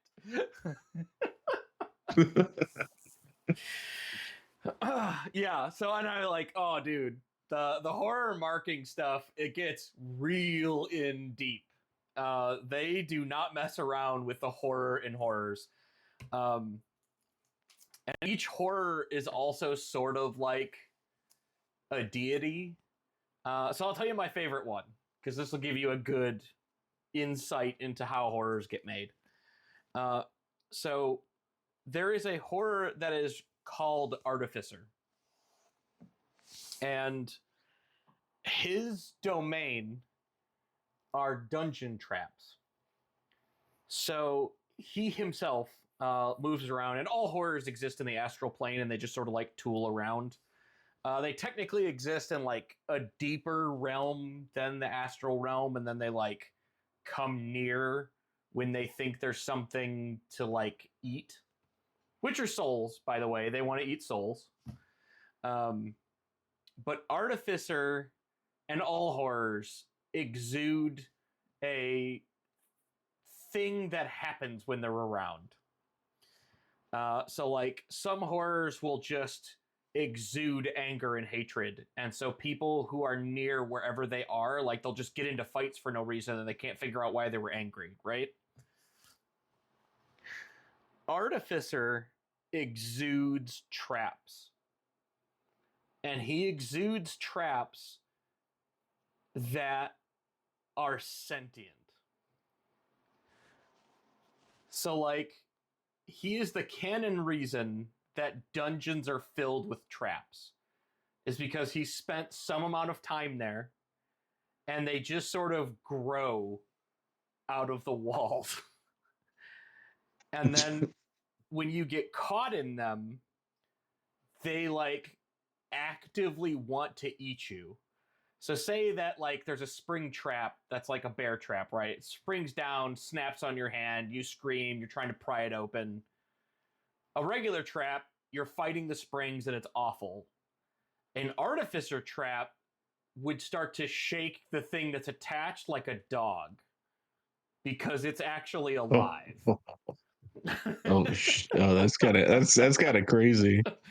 And it doesn't do it to the point where it's super obvious. It will always be like just at the edge where like I swear that thing bit me twice. That like as I was pulling it down, I swear it bit me again. Or like it shook or something. And no one else will notice, no one else will see.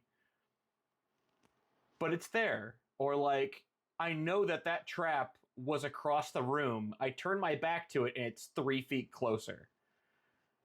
I know it wasn't there, So but I also didn't see it move. an ominous like pendulum like swinging blade trap, like 10 feet away.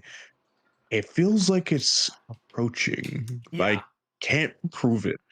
exactly. And that is the vibe that you're trying to get with him, which I think is super awesome. The other thing is that anytime an artificer trap is triggered, the blood from the person that is hurt by it is absorbed into the metal. And the trap will grow from the iron that it's pulling out of their blood. Metal, Dude, it's super fucking literally. cool. But yeah, and they should all be this like slow and insidious burn. And obviously, if they show up, it's an absolute nightmare. I mean, Artificer is like hundreds of feet long. He's basically like a giant metal tube engine with like smokestacks and gears. Uh, he can like swallow whole villages. It's bad.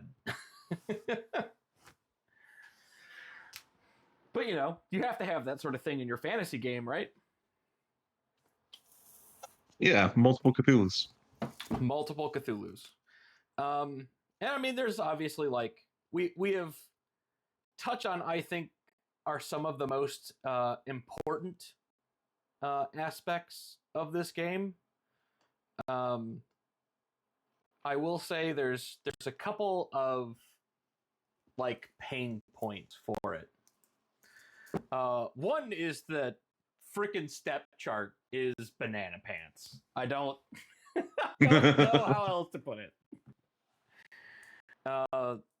At some point, I would love to run you through a like basic session, or maybe we'll grab some people together and see what you think of using it because it feels weird. I'm already intrigued to see how it is at the table. Not gonna lie. I'm wondering. It's probably not as bad as like first edition Advanced Dungeons and Dragons, like Thaco. Like, I hope not.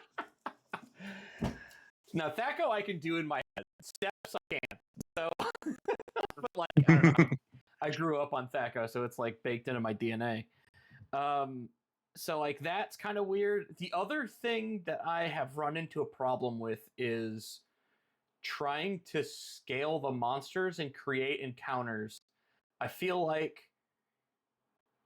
what I want is the third ed and fifth ed challenge ratings, right? Like, it's just so easy to build and balance encounters around that concept. And they don't have that. They pretty much just have the level of the monster. Which, if you want to see a monster stat block, here, I'll put one up here. So we can take a look at the rockworm grater, which are like giant earthworm things. It's 8th circle, so it's way up there. But like, how do I know how this thing scales? How do I know, like, okay, it's 8th level. Does that mean that a group of 4 people at 8th circle should be able to handle it? That is the thing that I have never really figured out. And they don't have a lot of low-level creatures either, which is scary.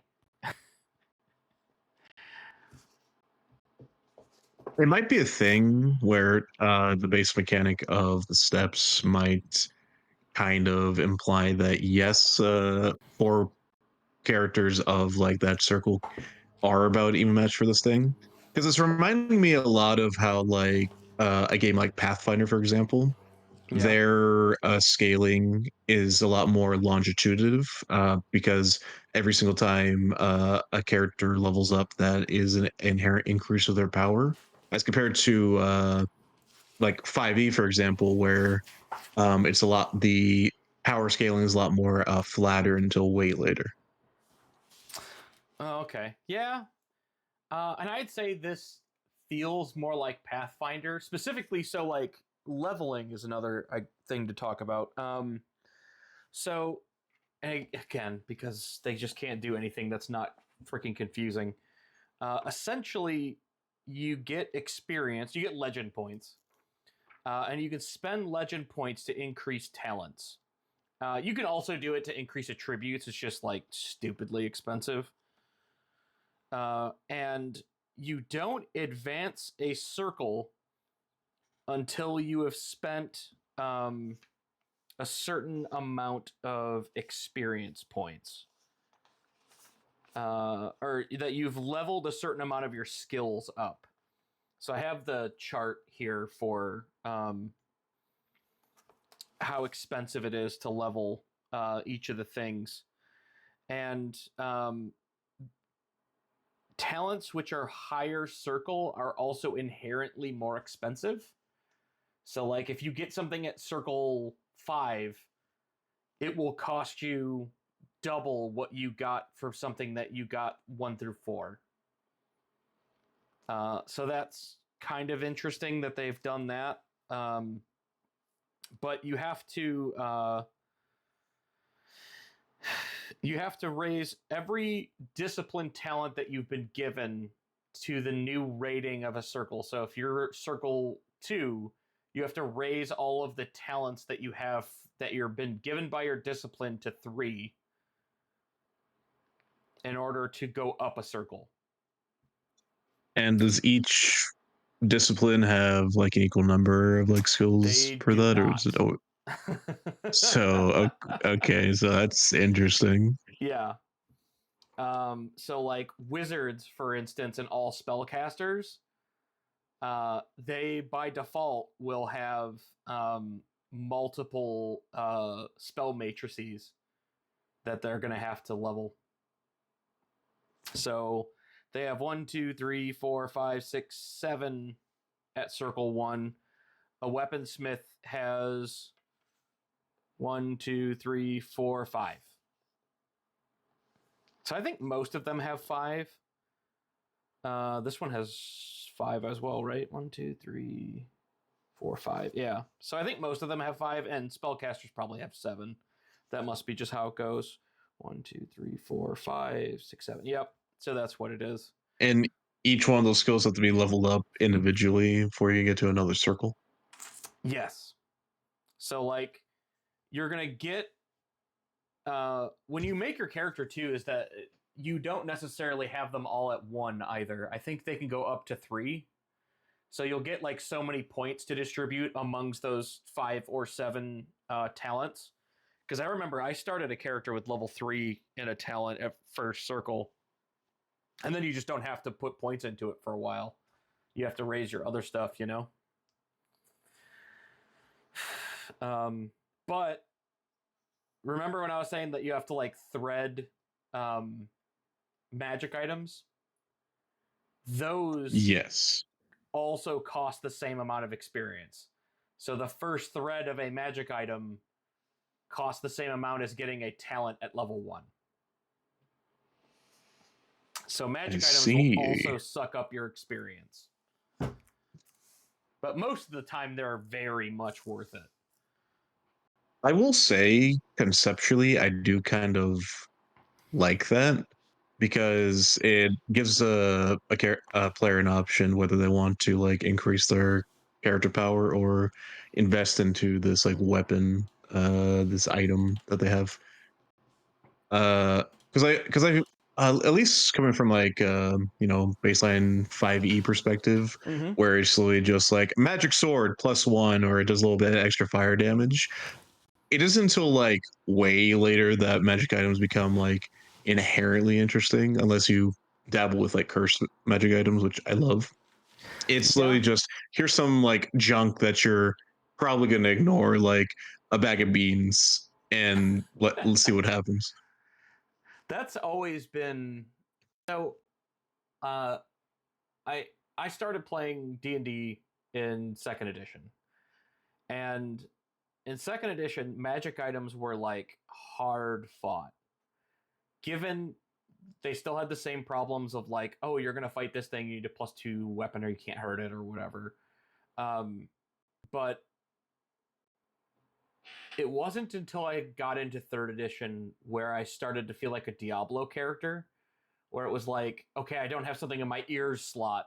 I better find an ear slot item, you know? Um, Yeah, yeah. so that has always been a thing that kind of bummed me out of when I got a weapon or a wondrous item or whatever back in the day from like an old school D&D module. Like that weapon came from an evil pharaoh or whatever. I know why it's magic. I know its history, and it wasn't just like a thing I bought at a shop. It had its own inherent history and stuff to it. Um I don't know, I missed that.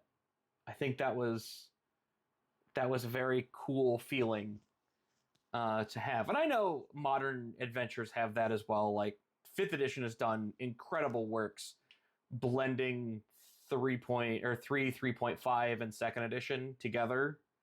Like, dude, I can't tell you how happy I was to see how they like put that together. It was spectacular. I still remember too when I heard about fifth edition, I was like, "Oh my god, fifth edition! This is ridiculous." And then I played it and I was like, "Oh my god, they've done it."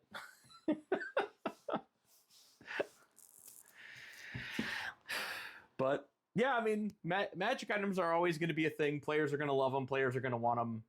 What is your thought on magic items for the games that you run? Do you want characters to have uh, magic items that they choose? Do you want them to always find them? Do you give players them at the beginning if they have like a story with it? What's your play on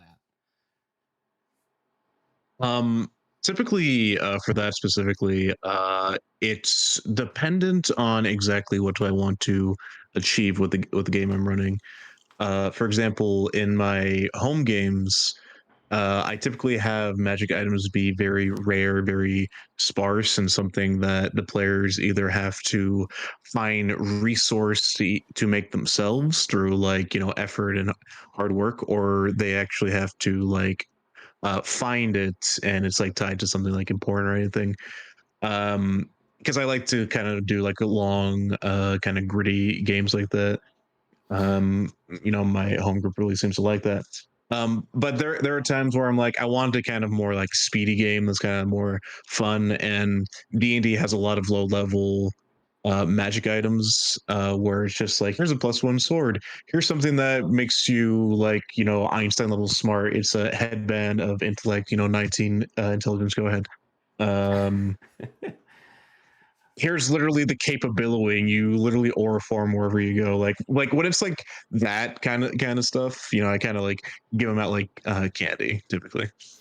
Yeah, the minor magic, I can't remember what they call them, but those like capabilitying and stuff, those are super fun that they added it. And I don't know, I like that as a thing, because like someone would do that, right? Like even if you had a scooch of magic, I'm gonna figure it out.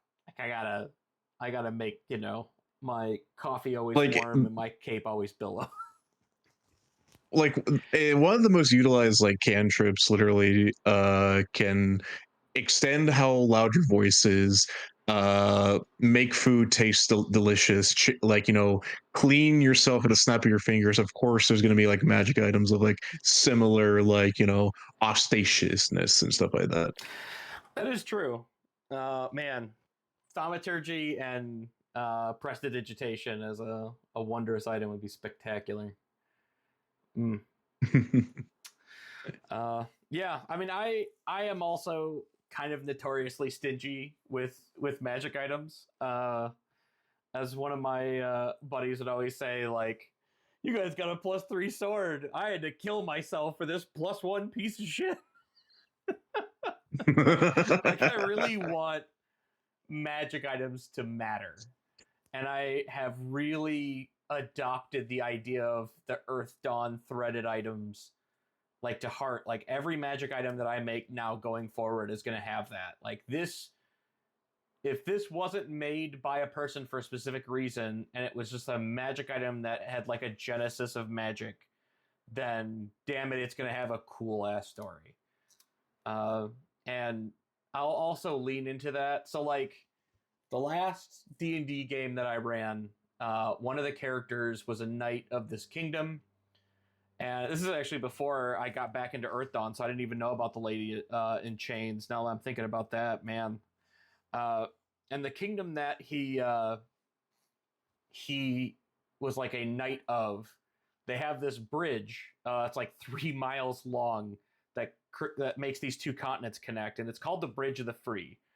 And it's essentially like a demarcation line that if a slave or person who is not free crosses the threshold, they step onto that bridge. From that moment, the king of that kingdom will go to war for that person's freedom. So, like, people just don't mess with people who are on that bridge. So, what inevitably happened in that campaign setting is that there would be people who would be sitting on the edge of that bridge. When you crossed it, they would take the manacles and stuff off of your hands and legs, and they'd toss them. In this case, there's like a overhang, like a, I don't know, bar or whatever that's over the top of the bridge. It's like part of the supports. And they would throw their manacles over that like people do with shoes on telephone lines. So this like part of the bridge is just covered in manacles that were taken off of like people that were freed. So I had his sword was forged from the iron of those manacles. And it had that like inherent ability that if he wielded that sword, he could open locks and remove manacles and stuff like that, as long as he was like wielding that blade. And I was like, dude, that's so awesome. This is what magic items should be. They should That have is like rad shit. really cool. That was one that I wanted to make I used to make terrain too. And like that's always been in the back of my head of making just the opening of that bridge. I thought would have been cool as hell. But anyway, you had a story. Sorry, I didn't mean to cut you off. Oh, I don't know if it was a story. What exactly was I saying? I kind of got lost in your really cool like Bridge of Freedom story because honestly, that's actually really cool. Oh, it's that I have a whole setting that I have all of your GMs got their like setting that they wish they could publish, right? That's always been cooking in the back of my head. You're telling me I have one that I share with 2 buddies of mine that we've been working on for like years, just for fun, but still. Yeah, and I mean, you end up with all these piles of notes, and you have this like story that span. In this case, I've run at least 2 campaigns through it, so it's very lived in. The coolest part of that was when I got into making props, which like, dude, if you're not making little props for your home games, I cannot tell you how rewarding it is to be able to look back on your shelf and see like little shitty clay tablets with important things that you made out of styrofoam and stuff. Oh, it still warms my heart. I have like 3 or 4 things that I've made for it that you just look at it and it's always going to remind you of the thing. And there is few things better for players, especially for like key plot items, than physically handing it to them to remind them that this fucking thing exists. Because like, I don't know how many times you've gone through and be like, yeah, that key I gave you at the very beginning of this campaign. As it turns out, it's real important. You know that MacGuffin you've been looking for this entire time? That's like in your notes, at least kind of thrown away. It's like, yeah, like it's very important right now. It's like, oh, do I have it? Like, boy, I hope so, because the whole campaign hinges on you having it.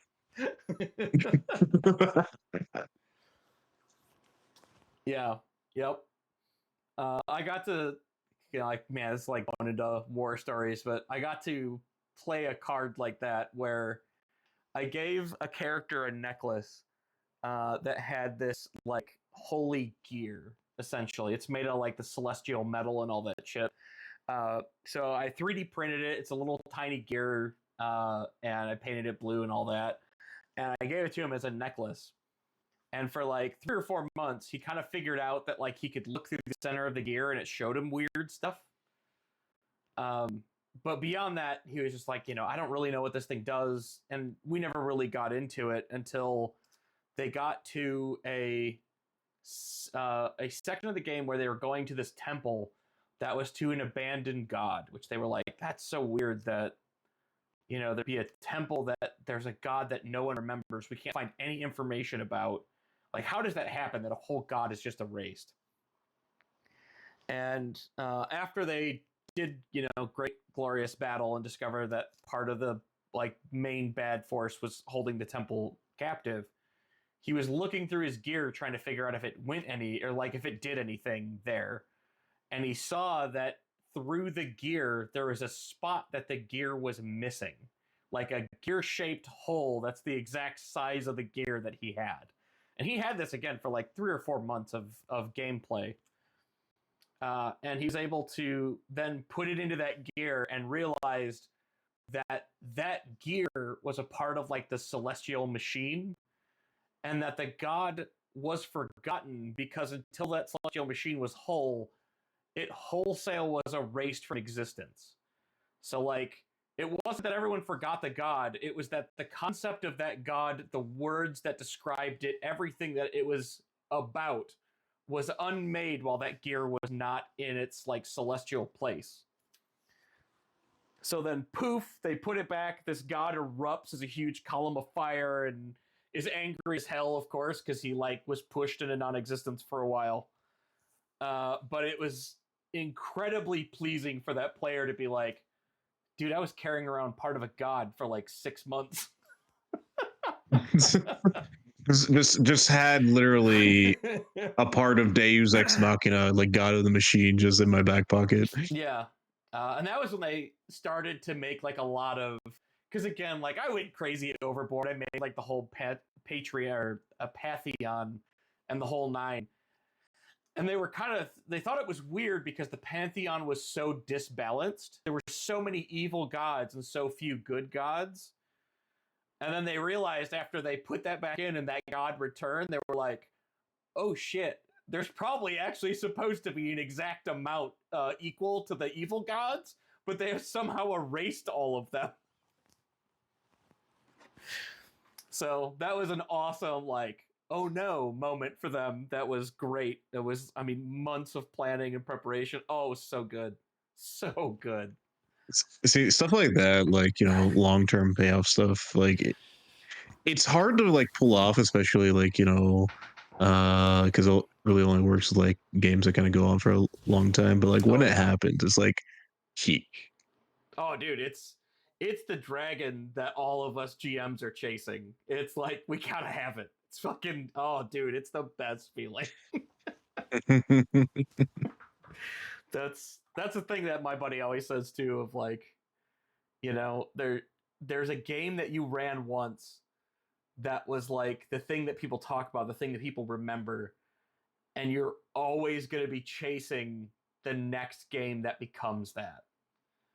I like that's always really struck a chord with me. That like, yeah, man, I'm never going to stop because there's always that next game that could, that could be that one that we talk about for the rest of our lives.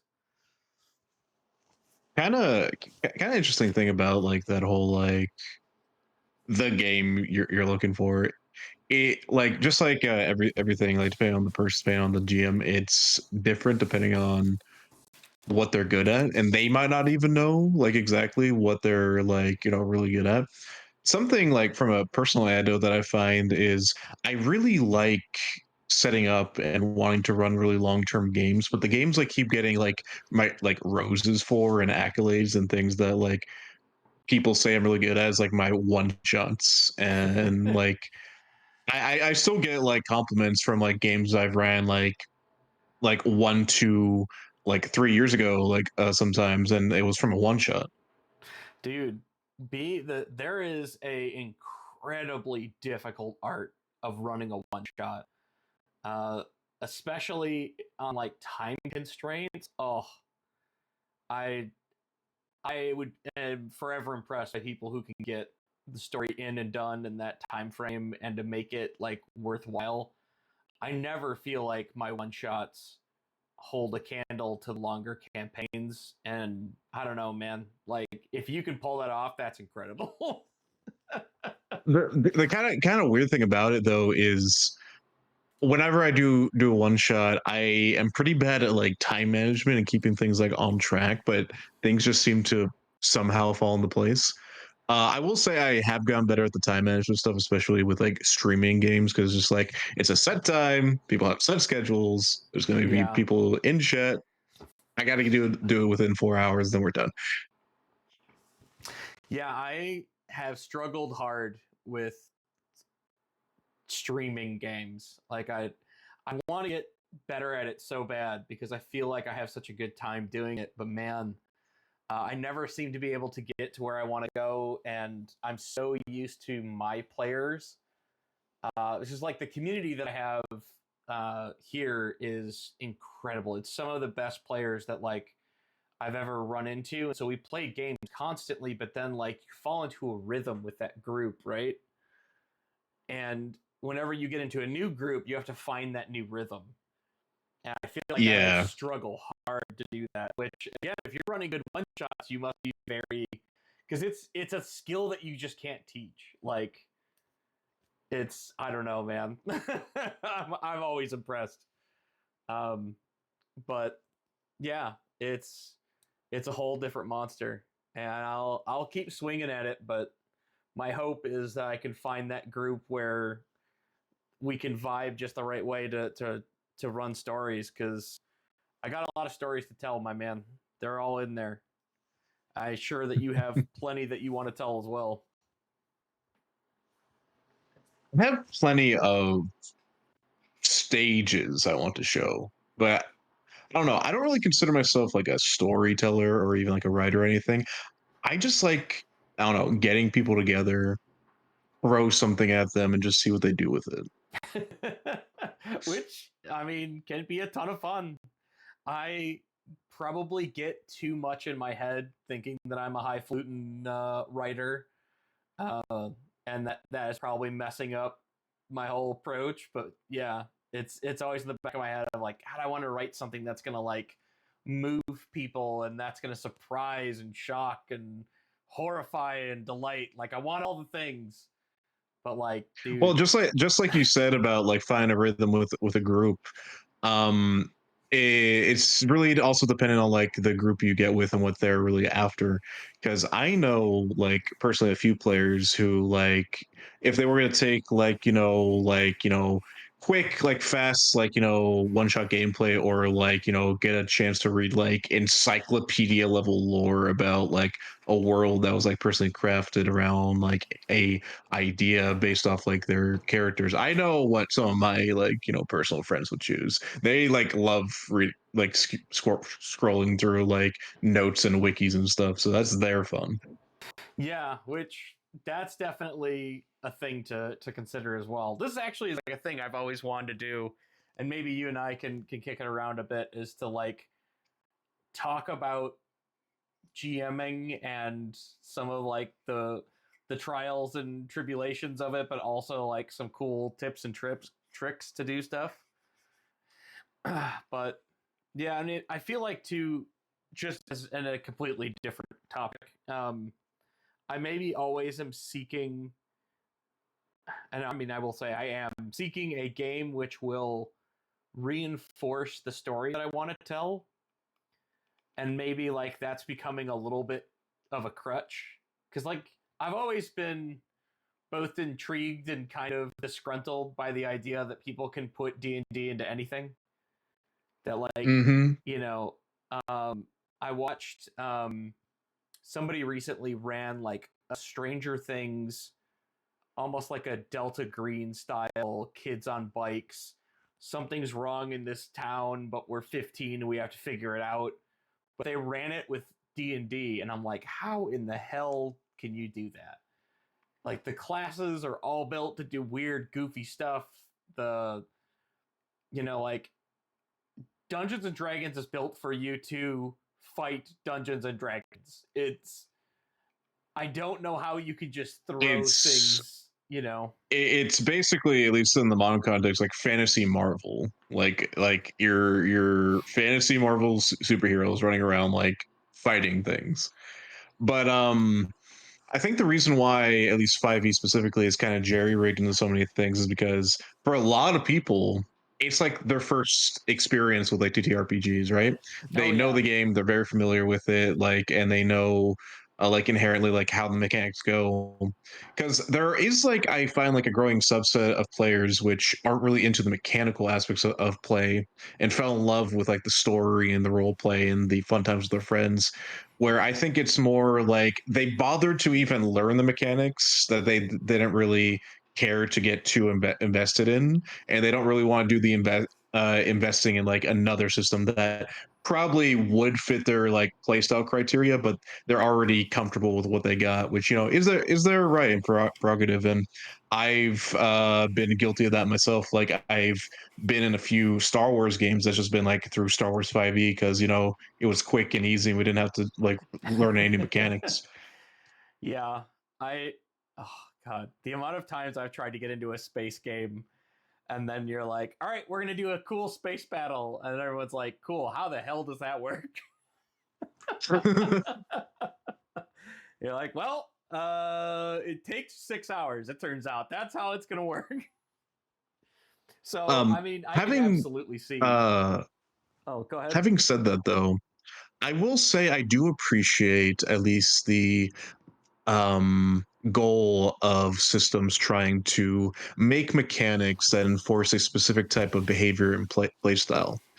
Uh, Something I really think is actually pretty cool, and I wish like there could be like a modern reinterpretation of it, is um power progression worked in like older editions of D&D, where it was a dungeon delving simulator and a way that like mechanically that you kind of like had players actually want to go into the deadliest thing in the DM's toolbox, which was the dungeon, was that you tied inherent player power and progression through loot and gold you find in a dungeon. That's how you level up.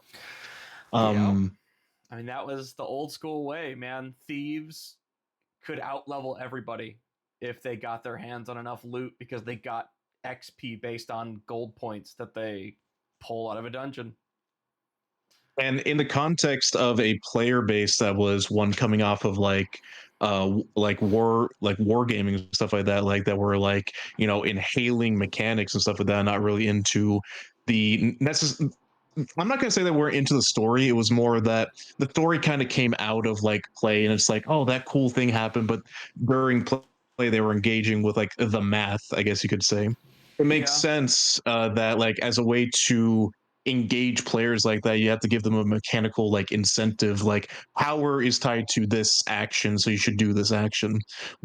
And then when you compare that with like newer players who are more into the ephemeral like story and feeling that they get with like having fun with their friends, it's kind of hard to like make mechanics that kind of engage them specifically because they could literally be playing any game and they could still be having a blast. It doesn't matter the dice or the note card that they're like had their character sheet on.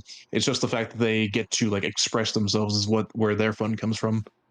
absolutely. I'd say too, on that same train of thought, there's something to be said about risk reward that might be missing in some of the newer like things, because that was always the thought when you were playing the older school games. It was like, yeah, we can keep going through this dungeon, we can keep like exploring each of these rooms. Every room that we open could potentially kill us, but every room that we open is experience, and we can't get that any other way than to open rooms. So at some point, we're going to have to make the decision: have we got enough? Is the risk great enough? Are we finding rewards great enough? Or are the rewards promised? So, for instance, we're going into this dungeon and they talk about this ring of power or whatever. We've gone through the dungeon, we don't have a ring yet. We know this thing's in here somewhere, and that's, we know it's going to be worth a huge amount of experience, gold, whatever. I feel like that used to be very inherently tied. I mean, I guess it was more tied into tournament play than it was like your everyday scenarios that you would run at home. But it was still like in the back of your mind, it was always, if I get my hands on this magic item, it's worth 5K experience. And that might be enough to level me. So I don't know. I mean, I've always had that in the back of my head too.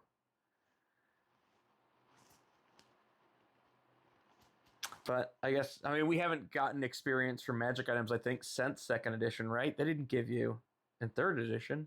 Yeah, and it it's kind of interesting because I know I did say that, like, modern players don't really get influenced by mechanics, but I would like to kind of give a caveat with that because there is also like a new subset of players who kind of like, because the only thing that ties power in the game is just winning combat encounters. You see a lot of like build machinations, like power gaming, that's inherently just tied to X amount of damage really Oh, yeah. fast.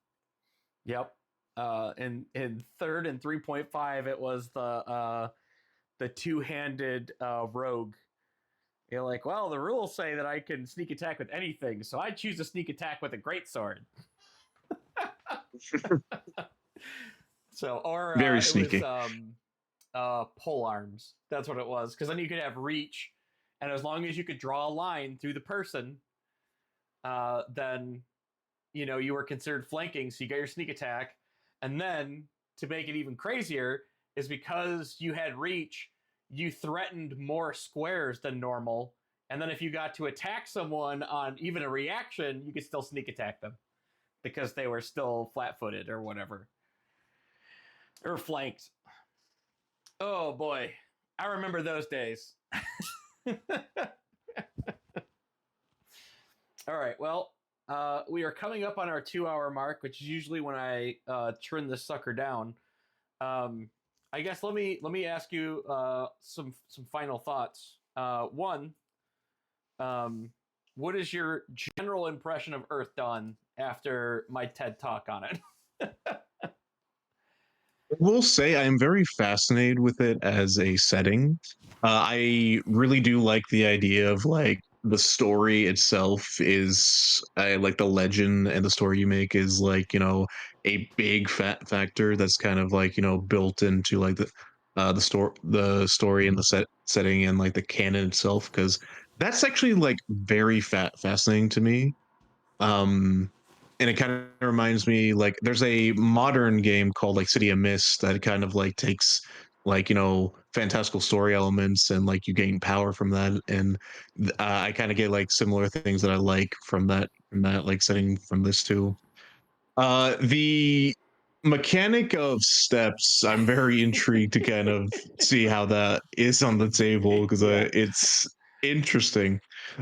Like, you said that they're making this system, like the goal was to make it like mathematically like perfect or something like that, like is game yeah, wise. to be able to flatten the curve. I think was the thought that D20s are super swingy, especially early game, where in the beginning you need to roll like a 12 or higher to land hits to succeed at skills because you're terrible, right? And that curve never really flattens out because you're always staying with the same dice, so it's very swingy. Their thought was, we're going to create dice pools which slowly move the average up, and it should feel better and more in control for the character. Like, they should feel like they meet a certain skill or TN threshold more easily than a super swingy die roll. In practice, I don't know if that's true, but you know, Until you play it, you're not gonna know.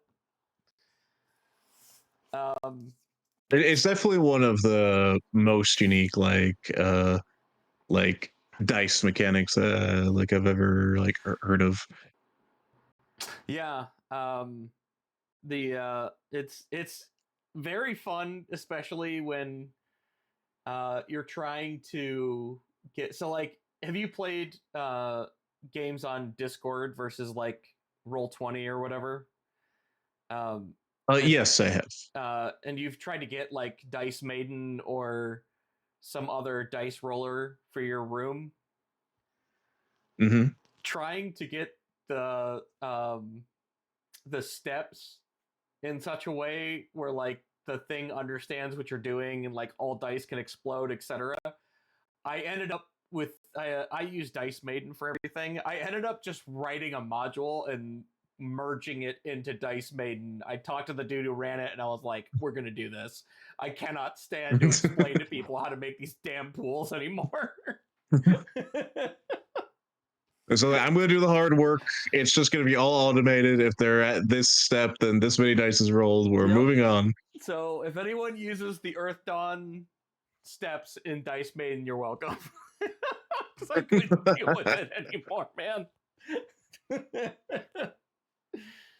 We thank you for your service, for your Yeah. work. It was cool too. Like it was, I think it was during Hacktoberfest. So like, people are always looking for pull requests and updates to open source software, and can't recommend Dice Maiden enough. The guy who runs the repo is super cool.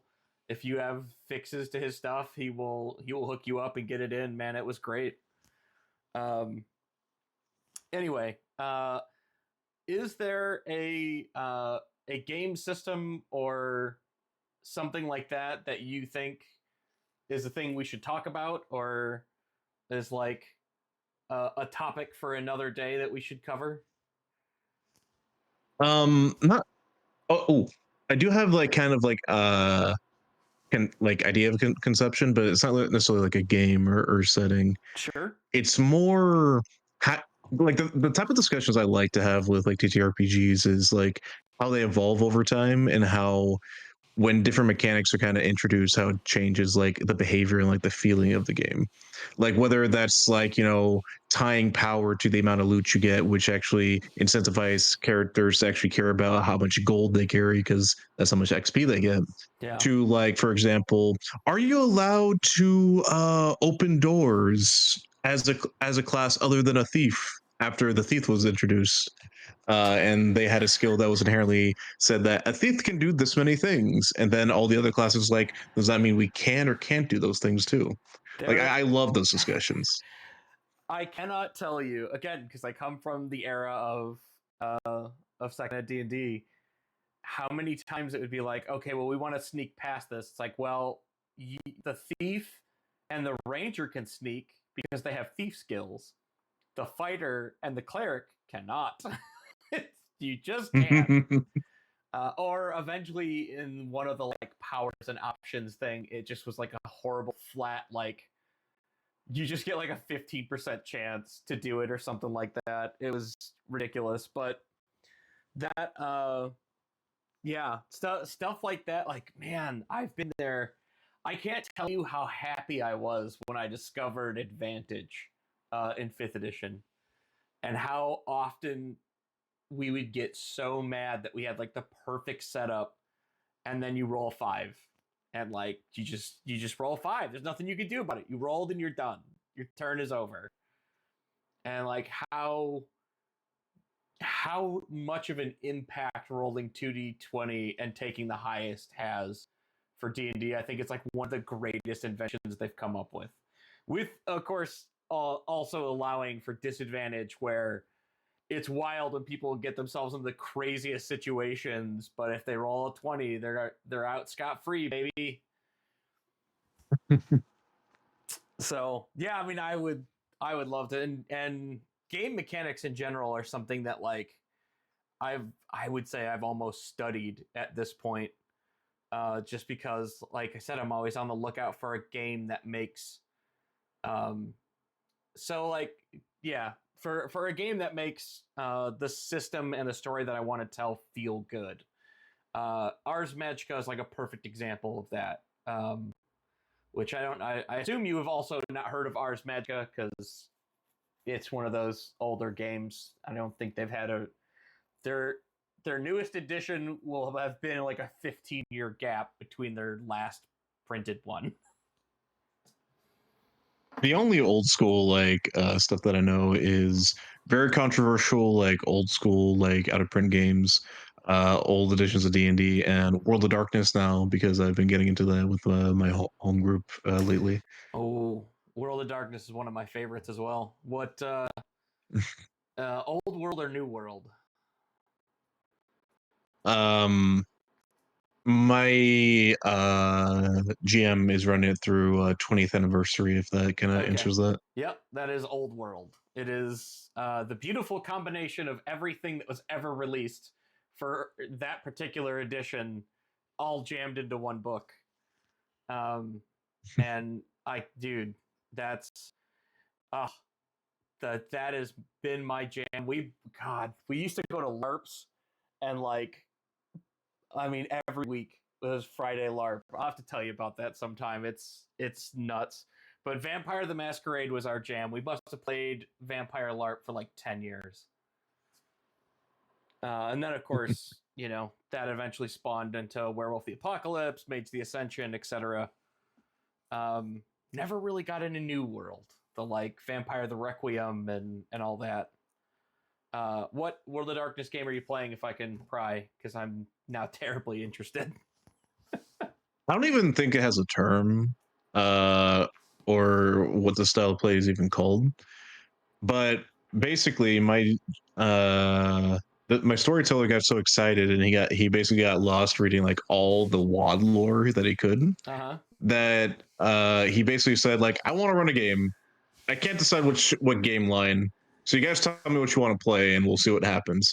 So we have uh, two mages, a vampire, a werewolf, and me, some guy, Some guy. not even a hunter, some guy who's like like my concept for some guy was like like my idea was like, oh, he's just gonna be a normal guy who's like a conspiracy theorist about like, oh, there's like, secret stuff going on, except like in this setting it's true, and he like, figures it out, and like, stuff happens, and whatever happens to him after that, it will happen during play. um it quickly turned into an interesting dynamic where the fantastical characters would have like what we do in the shadow shenanigans. Like there was literally the vampire was doing protection racket and debating how much they should loan someone money and what interest they should charge with their vampire partner for like an hour. Meanwhile, my character is in the Umbra. That's a terrible place to be without any powers. Well, here's the thing. Here's the thing. My character is so like, I don't even know what to call it. Like he has such will and belief, but also so stupid that he seems to survive because of the shit he like thinks is true. You get what I mean? Yeah, glorious. And I mean, if you have mage, so we used to call those games mixed nuts for whatever reason, just because it was multiple creature types or whatever. But if you're playing mixed nuts with mage, and I guess werewolf, you can pick up some like kinfolk merits or what do they call them, like groggies or something like that in mage, where you don't count as a sleeper.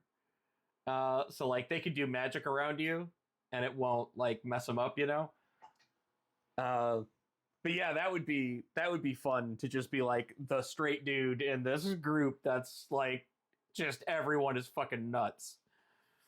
You're like, I don't know what you're See, talking like about. that was the intention, that was the idea, but like I think it was only the second session my character fell into the Umbra because of some like relevant plot thing that my storyteller had going on. uh, Basically, the idea of like, what was it? Because I'm not a big like, I'm not really fully read up on like the lore of like World of Darkness, but if I understand it, like belief basically becomes like real in the Umbra, kind of like, right? sort of. It's it's animistic Gnosticism, if that means anything. So like, uh, oh, that's a huge topic. Yeah, But it's deep. That's conversation around the time, but yeah, basically, from the way like I've been seeing my storyteller interpret it and like run with it, is basically if there's enough belief in something, it basically becomes real. right. So in the setting, the literal Third Reich is coming out from the underground because we're in a very not so fun town. Yeah. And my conspiracy theorist character just fell in to like a grayscale world where he saw some stormtroopers shoot like like a massive gray gorilla, and Oh boy. he basically like was stuck there. Yeah, it was something. Yeah. Yeah. I mean, depending on where in the Umbra, and if you're like in the near Umbra or the deep Umbra, like shit can get really really wacky. That's actually kind of part of a meta plot of Wraith. So like, It's funny you mention Wraith because in the last session, I was actually palling around with Saladin, if you know who that is. yeah, dude, that's what you need to do. Is you need to tell your storyteller, you're like, don't tell me when, but like just hit me with a bus or something, like just obliterate me, and then have me come back as a Wraith. That would be choice. See, like, because my character's been succeeding, like, I can't tell you how many tens I've rolled, like, when, like, you know, it really counted as that character is the only reason he's still around. But, like, initially, I could tell that my, um, storyteller was basically gonna be like, okay, well, he's basically stuck here, so I'm gonna put him through like the Wraith storyline, kind of in a backwards way. Instead of me having a shadow, I actually got possessed by basically another person's shadow, who dragged me into hell, Oh, and cool. I had basically cooperate with them to get out. But I kept succeeding so well that it basically there's a chance I actually just might become a mage if I get all the way out. I mean, yeah, that's the type of thing that could lead to an awakening for sure. It's wild to think of like a living person going through a harrowing. Like that would be bad. It would be, I guess. No, I've had like conversations with my storytellers, so it's like you're telling me this is like at any moment I could just like disintegrate. It's like, yeah. And every time I make sure it happens and then it doesn't happen. Stop rolling tens. Oh, fantastic. I literally ran into a New World Order guy who has like a portal to the real world. I was like, I might actually succeed and make it out of this. Oh, dude, when the technocracy comes to be the White Knight, man, things have gone off the rails. Oh boy. All right, well, we didn't actually attract that many people here, so we can't even raid out because we don't have people to raid with. But it was a fantastic talk. Thanks for letting me borrow you for an evening. Um, Thank you for the invitation. I had a great time. This was very fun. yeah, it was great. I will have more books in the future, I promise. We'll see.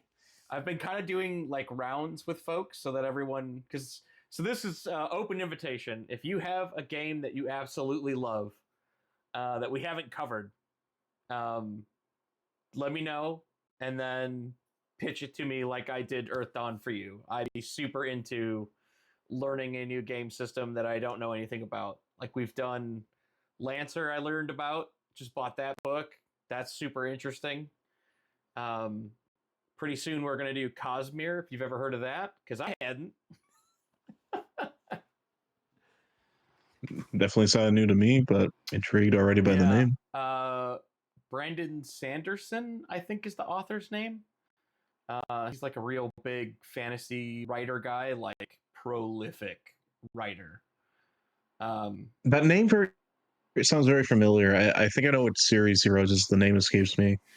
The only thing I know is he's like a prolific, very famous writer, and he's Mormon. Those are the two things I know about him. Yep. He actually has a convention in Salt Lake City.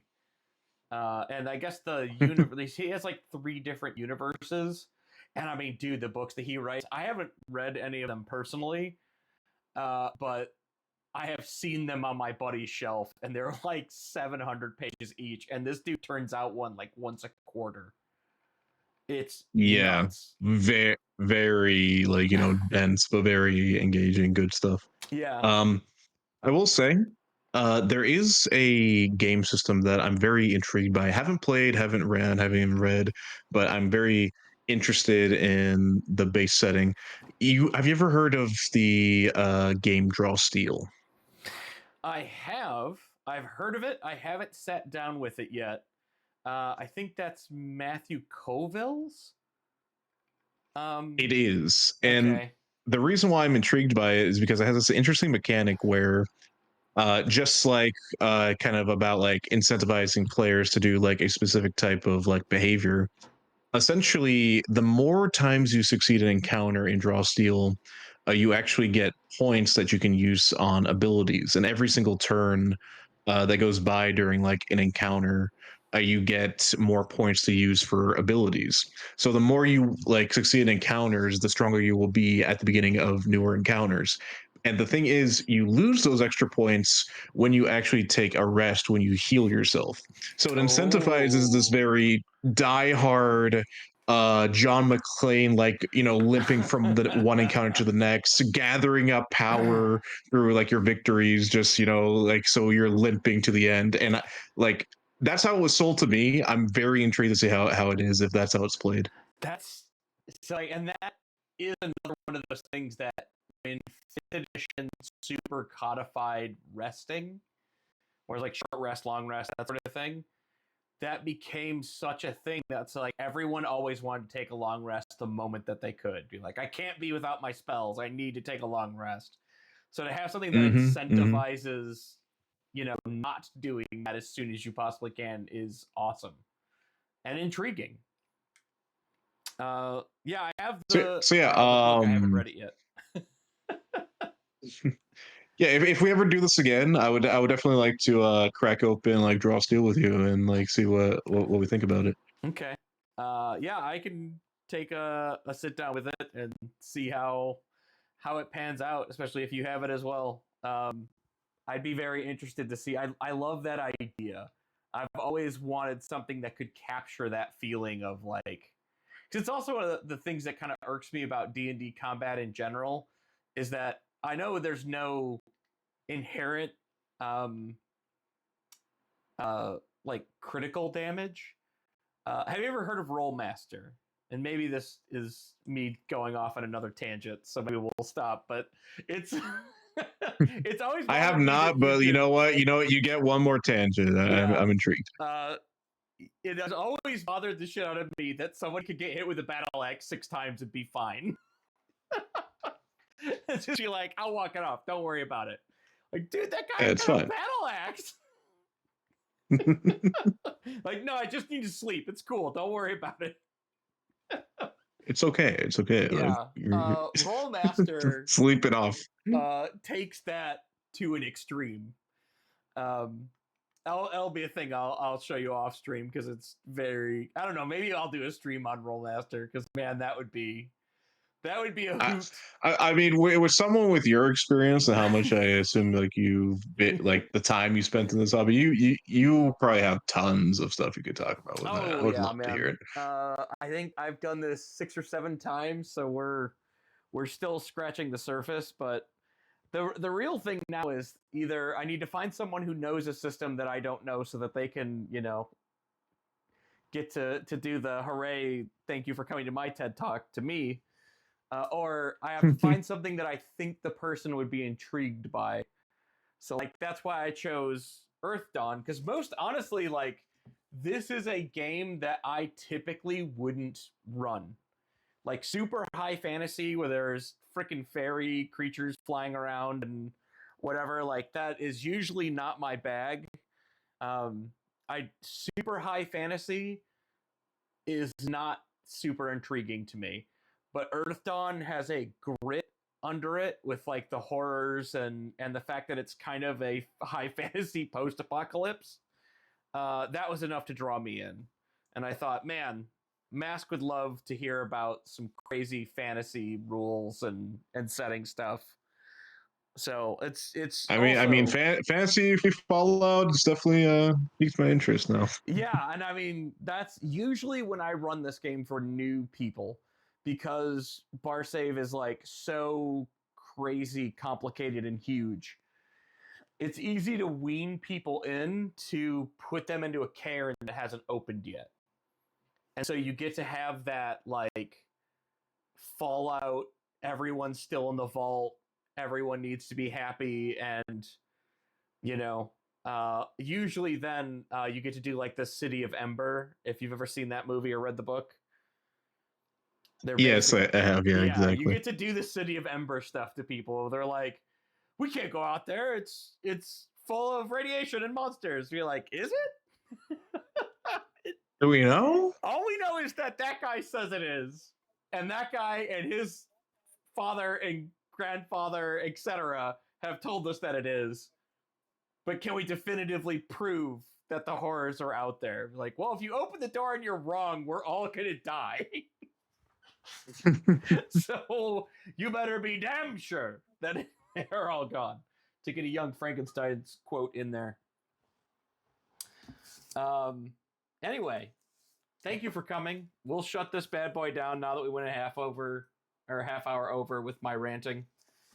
And yeah, I don't know. We'll Hey, find something else it's to pretty chat great about. ranting. I enjoyed it a lot. Thank you again for having me. Well, thank you, sir. Like I said, we would raid out, but we actually don't have a person to raid with. So for this, we will sign off. Have a good one, everybody. Bye bye. Bye bye.